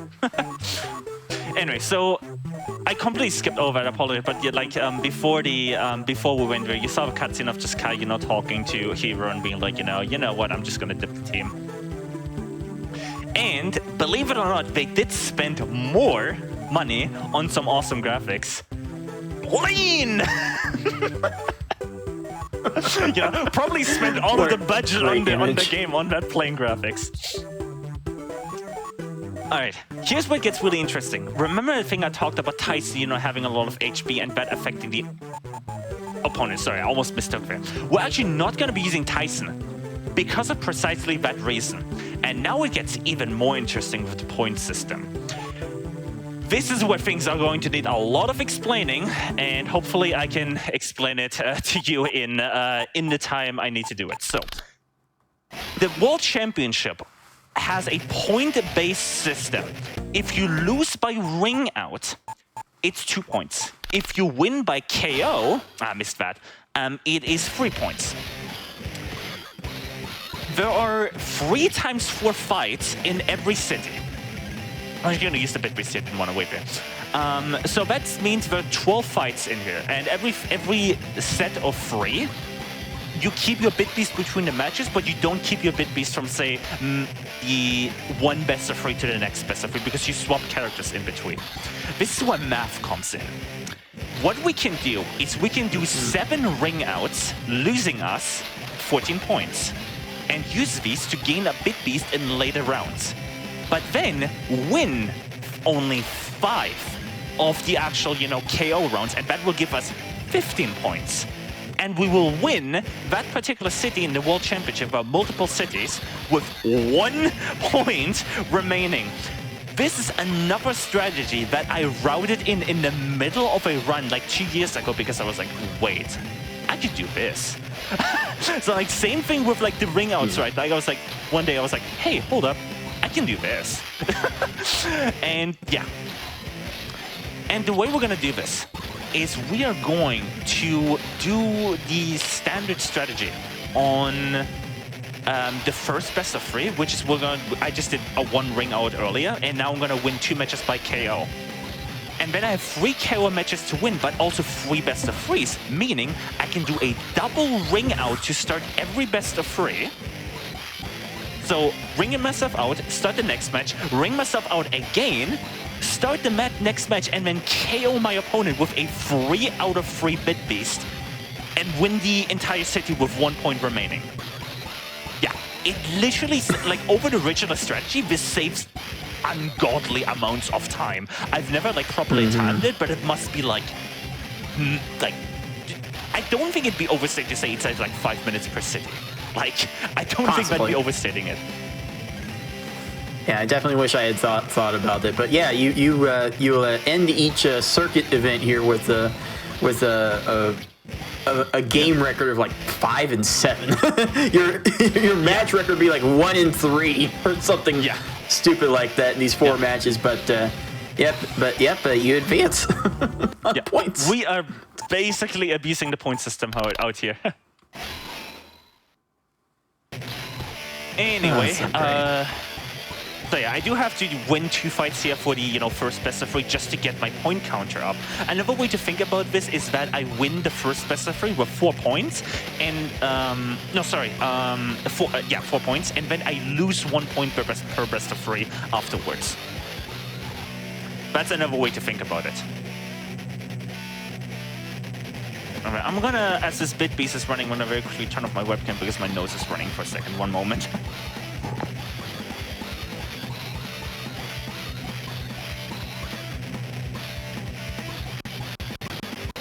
Right, you gotta take care of yourself first. It's always a good thing. Alright, and you can tell, that 3 out of 3 bit beast just completely destroyed Ray. Also, by the way, we're fighting Ray, Also, the team you get is completely randomized. Some teams have enemies with higher HP. Some teams have enemies with lower HP. Welcome to RNG the game. As if this game wasn't random enough. Anyway. Jeez. Also, the point counter, there are 2 messages. The point counter on the first message says we won by 6 points. That's just wrong. Like, if for some reason, like when it calculates the first for the best of 3s, it ignores that wing outs are only 2 points. It just miscalculates that. Like, hello? I don't know. Anyway, so now we're gonna do the Fable strategy. We're gonna do a double ring out now. So that okay, I missed the perfect launch. That's unfortunate, but we're still gonna do the double ring outs. Oh, that was fast. Let's go. That was really fast, though. Almost makes up for that, missed perfect launch there.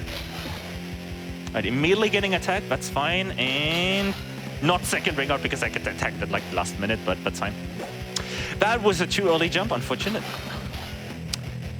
Ring outs are still a struggle. This is probably like the easiest time save I have in my... Because I remember that in my PB, I struggled on this in the World Championship by a lot. Like probably lost like 1.5 minutes to... Just no comment about that one. All right, well... It wouldn't be a no reset run. Can I like not get attacked for just a moment, just so I can please ring myself? We're struggling. There we go. Wow, that took a while. Apologies. Oof. Let's go. All right, so we're starting off with 2 out of 3 bit beast. Fine with me, but still gonna do a lot of damage. And I just got a phone notification. What the hell? Well, I guess I get some time to check that. Oh. Looks like somebody looked up my Twitter account, even though I don't even post on Twitter anymore. I do want to say quickly. Oh yeah, this is a good way to quickly say this. There might have been a couple. I don't know if because I requested that not to be shown. There might have been a couple folks that looked up my Twitch channel. I don't actually stream anymore, and I'm not going to go into the reason of that on stream because no, that's not a story I should be telling you on Hotfix. But if you like me and you want to see more of me, you're not gonna find a lot of me on my own Twitch channel. My own Twitch channel at this point is basically just an offered vacation account for marathons. Like I just log into NoteCG with it. That's basically what's happening. So if you do want to see more of me, I frequently submit to a lot of marathons. One of them being No Glitch is Allowed. So just look that one up. That's the marathon I mostly help out with because I also help with tech on that marathon. And then, yeah, just looking out on marathon. I mostly just do marathon runs at this point because I don't really find joy in streaming myself anymore. I mostly just run offline at this point. And you know what? That's respectable. Like, Yeah, don't ever feel pressure to, stream. You don't have to stream your speedruns. Although if you don't, if we weren't streaming our speedruns, then this wouldn't be happening, so, But a little bit different than personal streaming, streaming on GDQ. Anyway, can you ever even lose in this game? Oh, yes, yeah, I lost in this run earlier. I ringed myself out by accident. It is a thing. We're going to repeat what we did here 2 more times. We're going to ring ourselves out twice. Perfect launch, finally. Let's hope for... All right, that's not good because there is a setup. If the opponent does not attack you, there's a really easy setup you can do to ring yourself out by just hitting the opponent and bouncing off the opponent and then going into the wall. So if you get attacked, then it generally becomes very hard, to actually do the ring out. So that's why I struggle a lot when I do get attacked at the start. This should be it. Thank you. Yeah, the ring outs are probably, generally speaking, the ring outs might be the hardest part of, fights, in the World Championship. Yeah, kind of, yeah. You need to time that, so I feel like you have, maybe, a 2-frame window to get a ring out. It's gotta be something like this. I know I was always terrible at it. Alright, let's get that instant bit beast. Nope. Didn't get it. Do. And yeah, I believe at this point we have I did want to potentially take a health break at the start of the first City of World Championship, but at this point we have 20 to 25 minutes left, so actually maybe a little bit, maybe 20, I guess.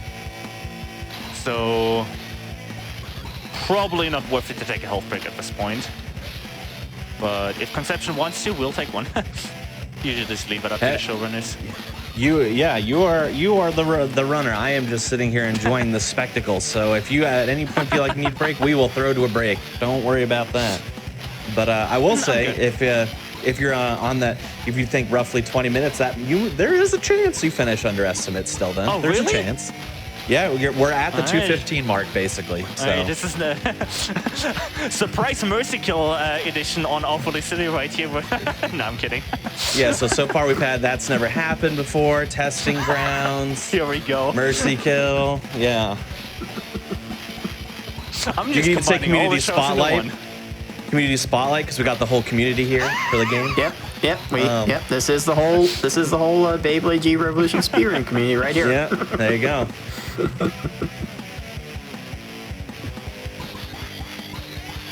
All right, and that's about that. And we're gonna do that one more time. Yep, and we're still in the lead by 2 points. That first point message is inaccurate, as I said, and now we're gonna do our final best of 3 in this city. Oh god, I love the discussion in the chat right now about hiding your Game Boy. Oh, the good old days, the good old days. Don't have to worry about that here. Speaking of in the middle of the night, I'm from Germany. It's 3 a.m. here, almost 4, so Yeah, I was gonna say that earlier when we were talking about the tiredness part. I was like, yeah, big props because you are not only running this high octane game in general, you're running it at 3 a.m. So That's how you do it. That's how you do the ring outs. Thank you. And 3 out of 3 100% launches. Like, that's how you do it, folks. Perfect. Let's go. All right. Wonderful. That's what's supposed to be happening 3 times in a row, but you know, can't have everything in the one.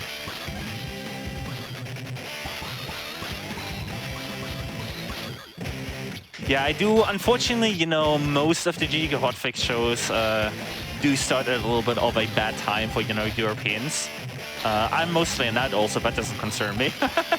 But I do hope we do get some, you know, I believe we do have 1 or 2 European-friendly shows, if I'm not mistaken. they would probably be on the weekends if I had to guess. Yeah. Because those ones tend to start a little earlier. Like I said, maybe sometime as early as 1 p.m. Eastern, but definitely closer to 4 p.m. Eastern. So. And if you want to learn more, you can go to gamesdonequick.hotfix. Oh, wait, that's your job. Sorry. GamesDoneQuick.com/hotfix if you'd like to see our shows. All right, so we are winning this city with 1 point, and now it's time.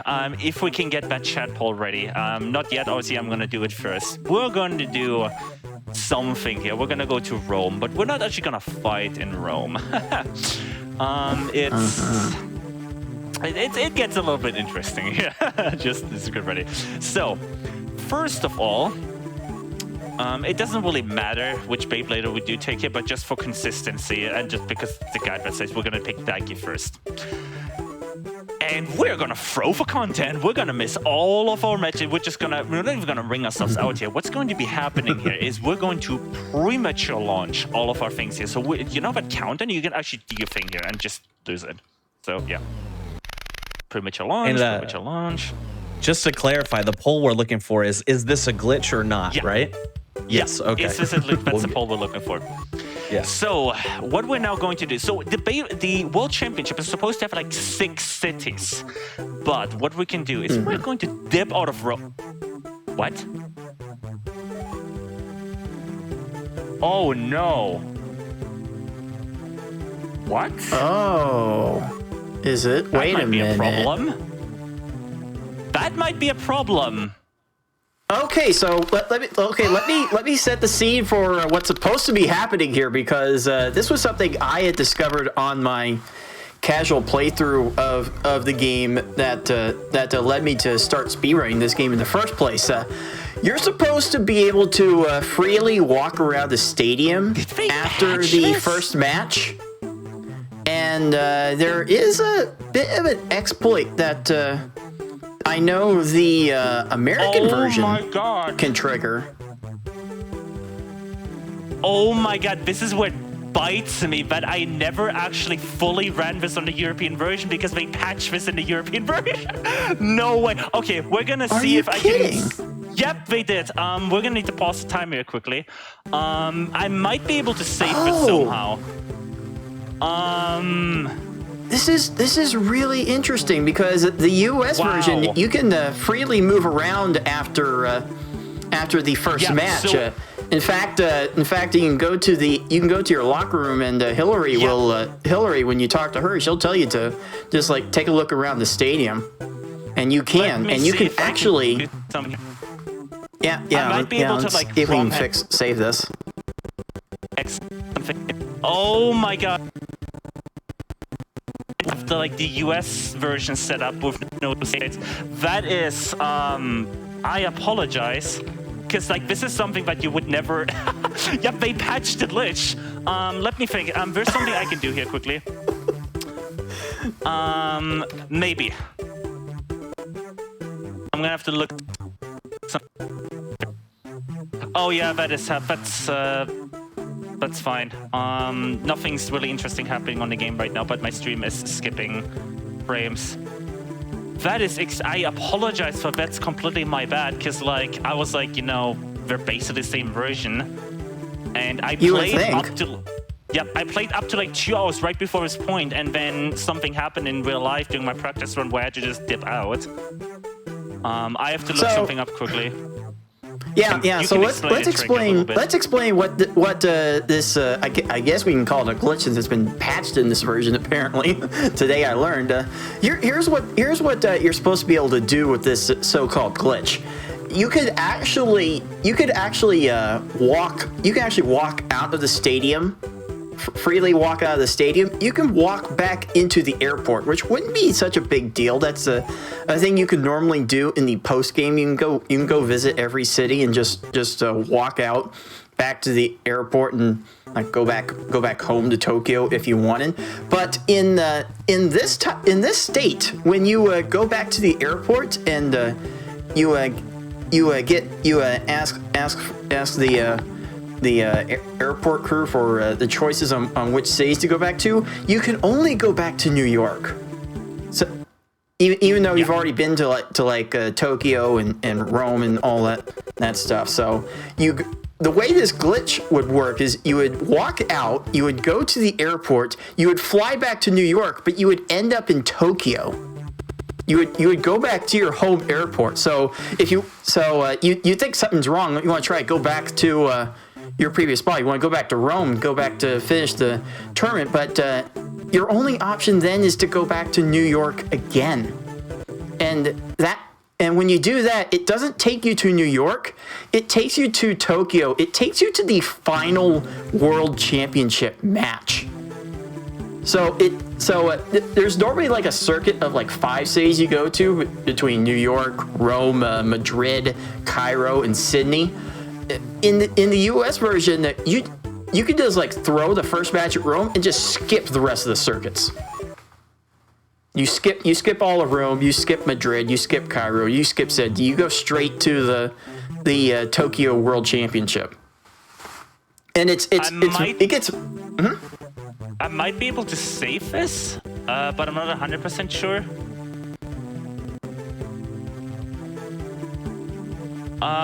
Give me one moment. I might be able to save this. I am extremely sorry. I guess this is a perfect opportunity to take a health break, emergency health break, while we go get this figured out. So if that's fine with Conception, and then we'll finish this up. I don't see why not. So let's go ahead. We're gonna take a quick stretch break. Give the timer a nice break as well because it's been working really hard. Of course. Go ahead and get your fluids, get your snacks, get your drinks, get your stretch on, and we'll see you here in a few moments.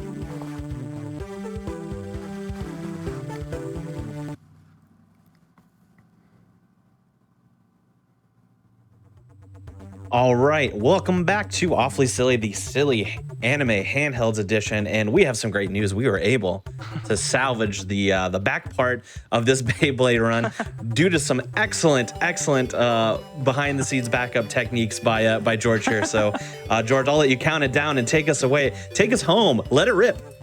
All right, let's go. So what I basically just did here is I enabled a debug menu in the game. There's a debug menu in the game. You can look at it there's a website called the Cutting Room Floor. And I warped myself here on the US version now. So that's the way we did that. We're ready to resume the timer in 3, 2, 1, go. So this is what's supposed to be happening. You're supposed to be able to break out here into the the dressing room of Rome. Go back, go through all of these doors, and then if you leave this area, what the game does is it plops you into the airport. Then you go to New York, and then from New York, we're gonna do a sightseeing trip around New York. And now, here's what's happening. The game starts you off in the World Championship in New York. And then the final round is in New York again. So now by flying from New York to New York, the game essentially thinks, oh, you must be in the final round of the game. And that essentially skips like everything. Like literally everything. Like it skips like how I don't even know how many cities there are. Yeah. There's like a circuit of 5 cities you travel through before you actually get to the World Championship in Tokyo, and this glitch that apparently only exists on the U.S. version. Come to find out, we are learning this for the first time here on the GDQ Hotfix. It turns out. This glitch skips 4 of those circuits. Yeah. Like just throw all your matches at Rome and then you just leave. Yeah. And you skip like 4 circuits worth of. Yeah, I like how Cards is immediately like calling it a glitch. So Cards, I believe you're of the opinion this is. Now here's a hot take from me. Because none of what we did there, essentially, in my opinion, is unintentional. You just went to fly, and then the game gives you an option to fly, right? And you can fly from one airport and then land the same. It's called just a hobbyist flight. It's called civil aviation. So, but that's a thing that can happen. So I'm going to make the point here that, this is unintended behavior. But it's not that, like, it's... How can I explain this? For me, there's a difference between exploit and glitch, right? If we call everything a glitch, I used to run a game where you could reload your save file to skip you losing progress, essentially. Basically, the game would be like, oh no, your progress is gone because some other, I guess in the context of Beyblade, some blade decided to attack your city, right? Or I don't know, right? And you could just reload your save to get rid of that attack. But most of the people I talk to are basically like, no, this is definitely a glitch. So prove me wrong, whatever. But I still think it's... So here's my question for you, George. If you are so convinced that it's an exploit, not rather than a glitch, explain then the first time you fly to New York, you don't end up in the New York airport. You end up in the Tokyo airport. I know this because I played through the game casually again to prepare for. I'm getting exposed this run. When streaming. You fly to New York and end up in the Tokyo airport. How does that work? Wait, seriously? Yes. I just got exposed that live lobby on you enter Hotfix. before going back to New York is in Tokyo. When you get exposed, okay, well, I guess in that case, there's definitely, that definitely shifts it in favor. But And chat agrees as that it is indeed a glitch. According to the poll, it was about a 78 to 22% or something like that. Right. That it is indeed a glitch. No more submitting with no glitches allowed. All right, the chat has spoken.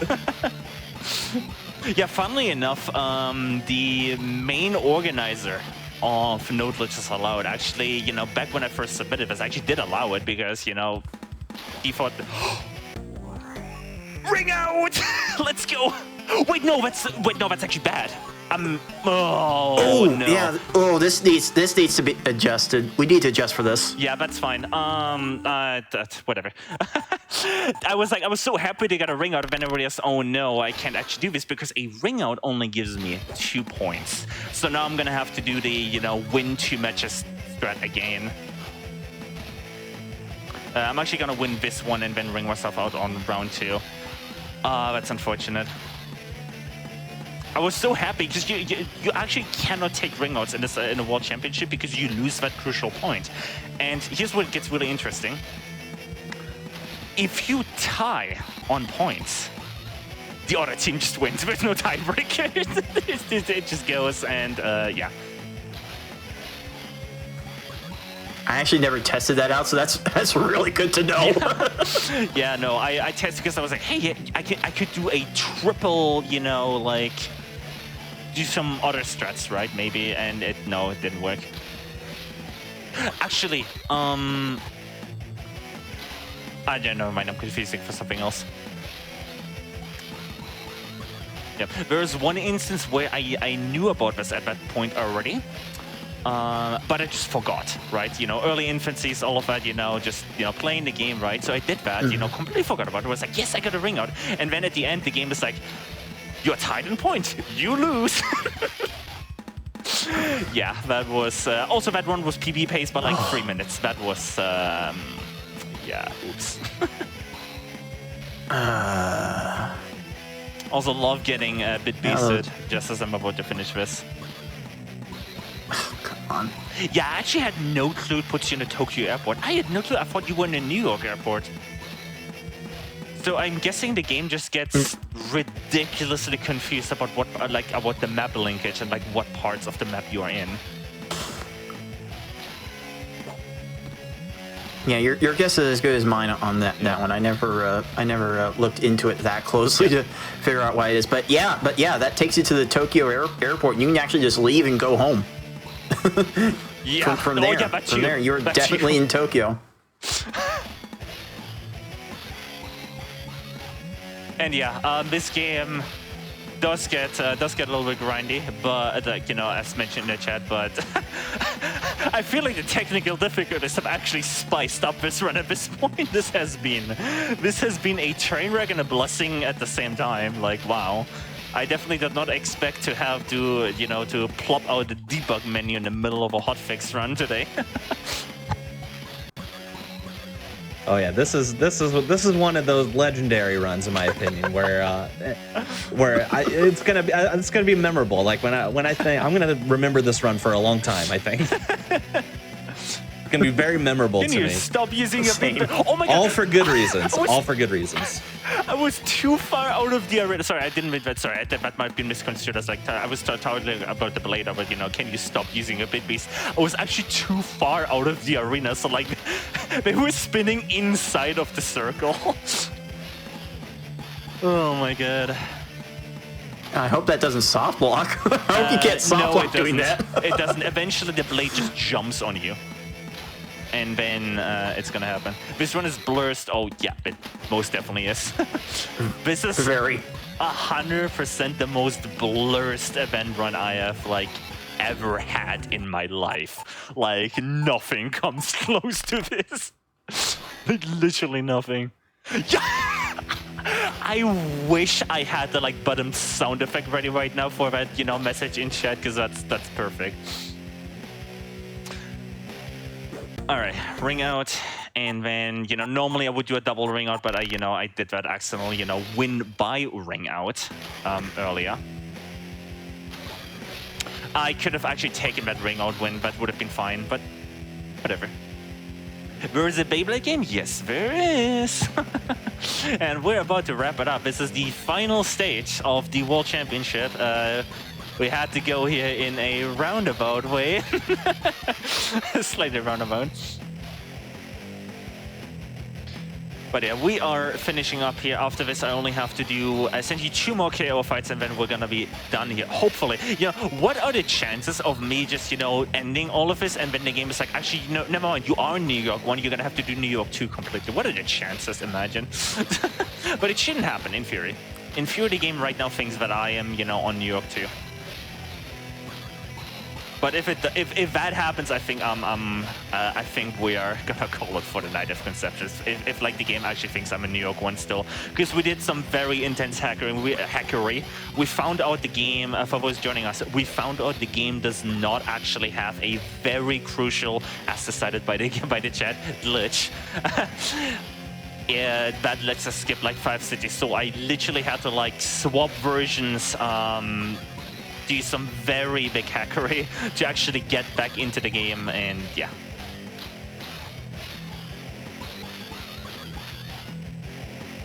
If this ended and you were just in New York, that would feel oddly right with how everything has gone so far.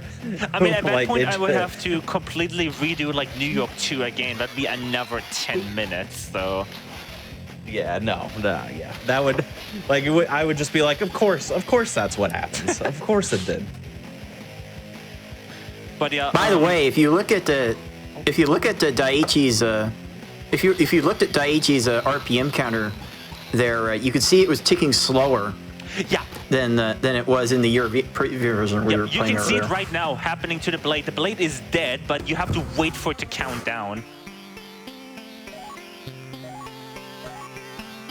All right, 7 points. Can I do anything fancy with that? Probably shouldn't be doing anything fancy at this point.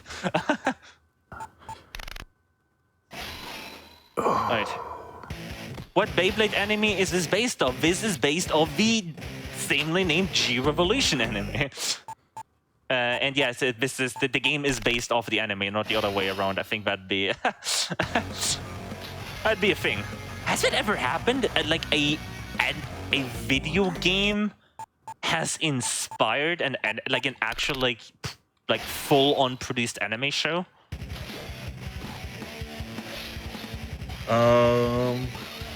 Well, Pokemon, right? Wait, no. No, Pokemon. Yeah, you know, wait. the show was made before the games, right? I don't think so. I think Red and Blue was before the show, but there could have been. Chat can correct me. I'm pretty sure the game came first, and then the show. But then Yellow came out after the show started. But Red and Blue are pre-show. But it wouldn't surprise me if there was like a manga or something that I completely forget. League of Legends. Oh god. Oh no.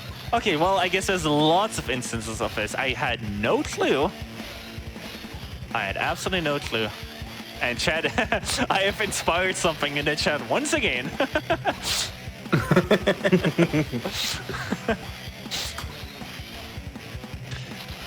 All right, just to let the lovely. By the way, it would not be me doing an event run without shouting out everyone, you know, working behind the scenes, making it possible. So, you know, as we're ending here, I want to thank, you know, the entire Hotfix production crew, you know, for, you know, broadcasting Hotfix like literally weekly, especially Vulcan. They're in the studio right now, you know, making sure all of the tech is running, you know, smooth and all of that. Thank you so much, Vulcan.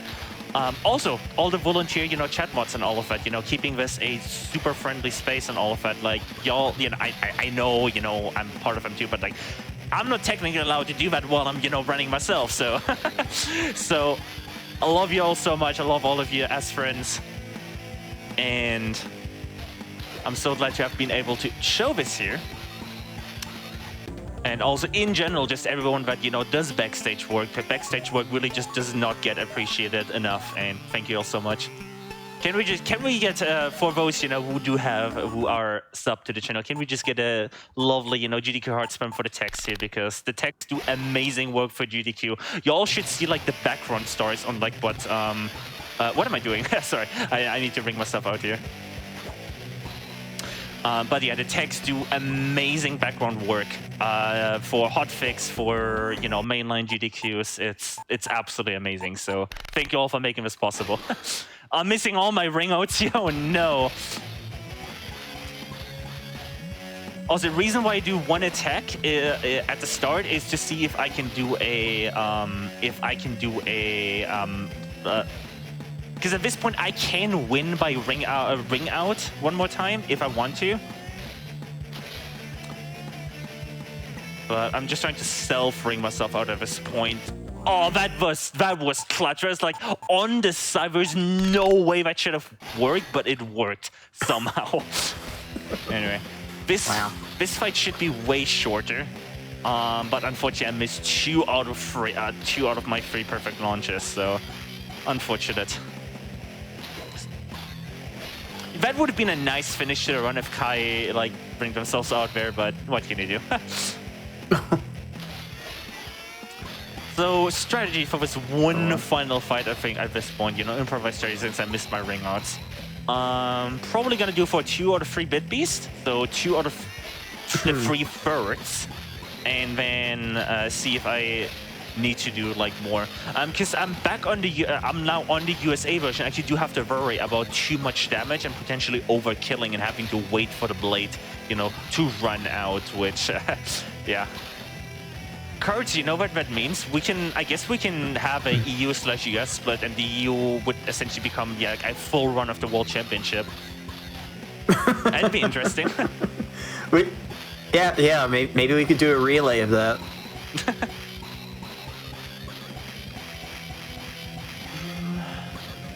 Right, yeah, looks yeah, like... definitely learn. Oh. Yeah, you can go. Yeah. I think we definitely learned quite a bit about this game in this. Oh yeah. this little run here. Like not hopefully not just everyone watching, but all of us in this call have definitely learned a thing or two.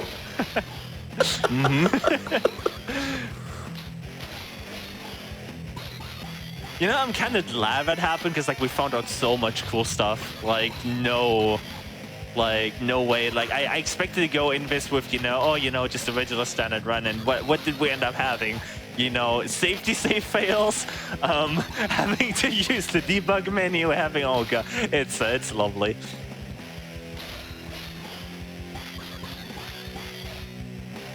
To frame it positively, this run quite literally had it all. Yep. So you could not have asked for a better run on the Hotfix show tonight, I think.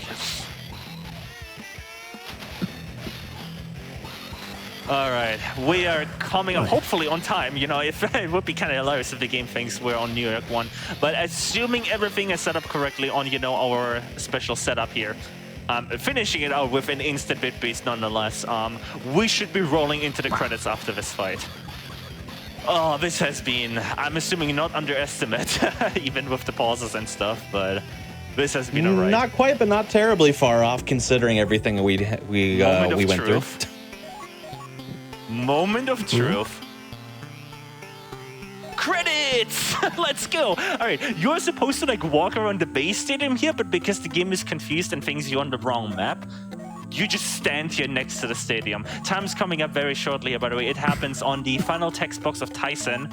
I believe Tyson like tells Daiki like to... Tyson tells Daiki something. So do get ready for that. This has been an experience. Thank you all so much for making it possible, Kurtz. I'll let you outro once we have time as well. Literally, I couldn't have asked for better, but that's a motivational quote by Hero Ray. Here it comes. Here comes the final text box. Right after this, and time. Woo! We did it! We did it! What a run! We did it! Oh, me, oh my. GG, congratulations. Against all odds, you did it, George. You did it. You should be proud. Wow, this has been an experience. Yeah, Cards, if you want to go first on, the final like shoutouts and all of that, you are more than welcome. Oh, man. Yeah, I think you covered everyone that I would have wanted to shout out. Just thanks to all the people that helped make this show possible and allowed this run to take place when it did. Like I know my thing or two when it comes to random games. Like anyone that knows me. Funny enough, my last run of this game is on my YouTube channel, and it's still to this day my most liked video on my channel.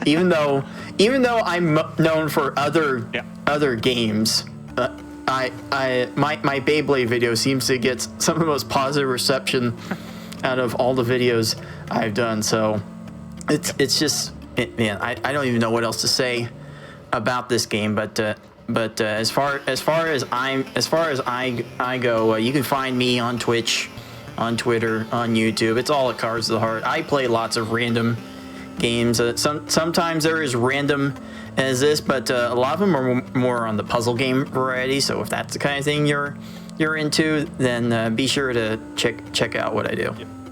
Yeah, Cards runs a lot of puzzle-related games, which are a joy to watch. I can just say that right here.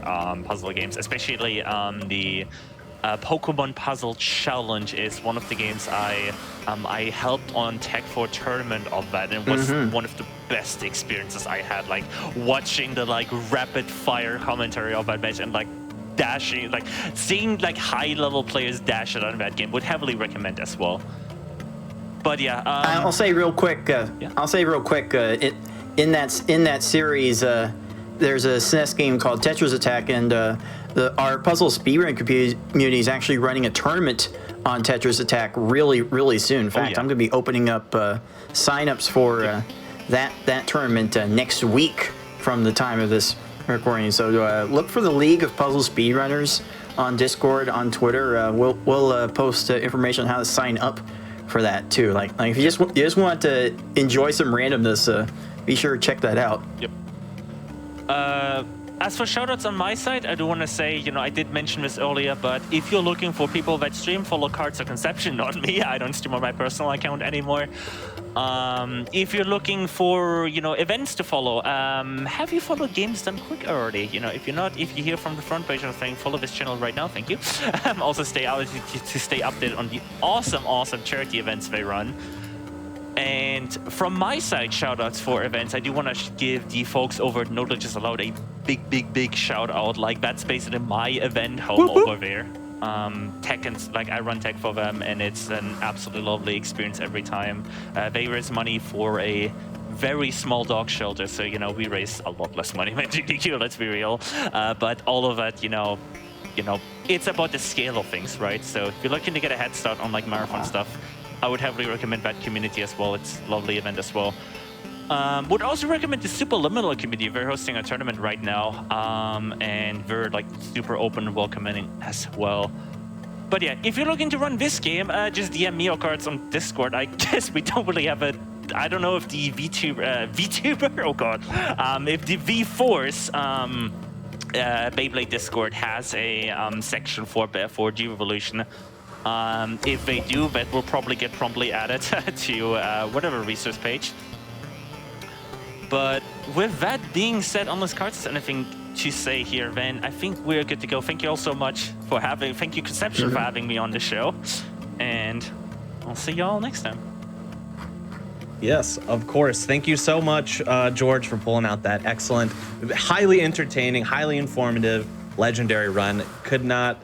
It just was incredible. Everything we had, all of the roller coaster parts of the run were just so incredible. Very well done on your part.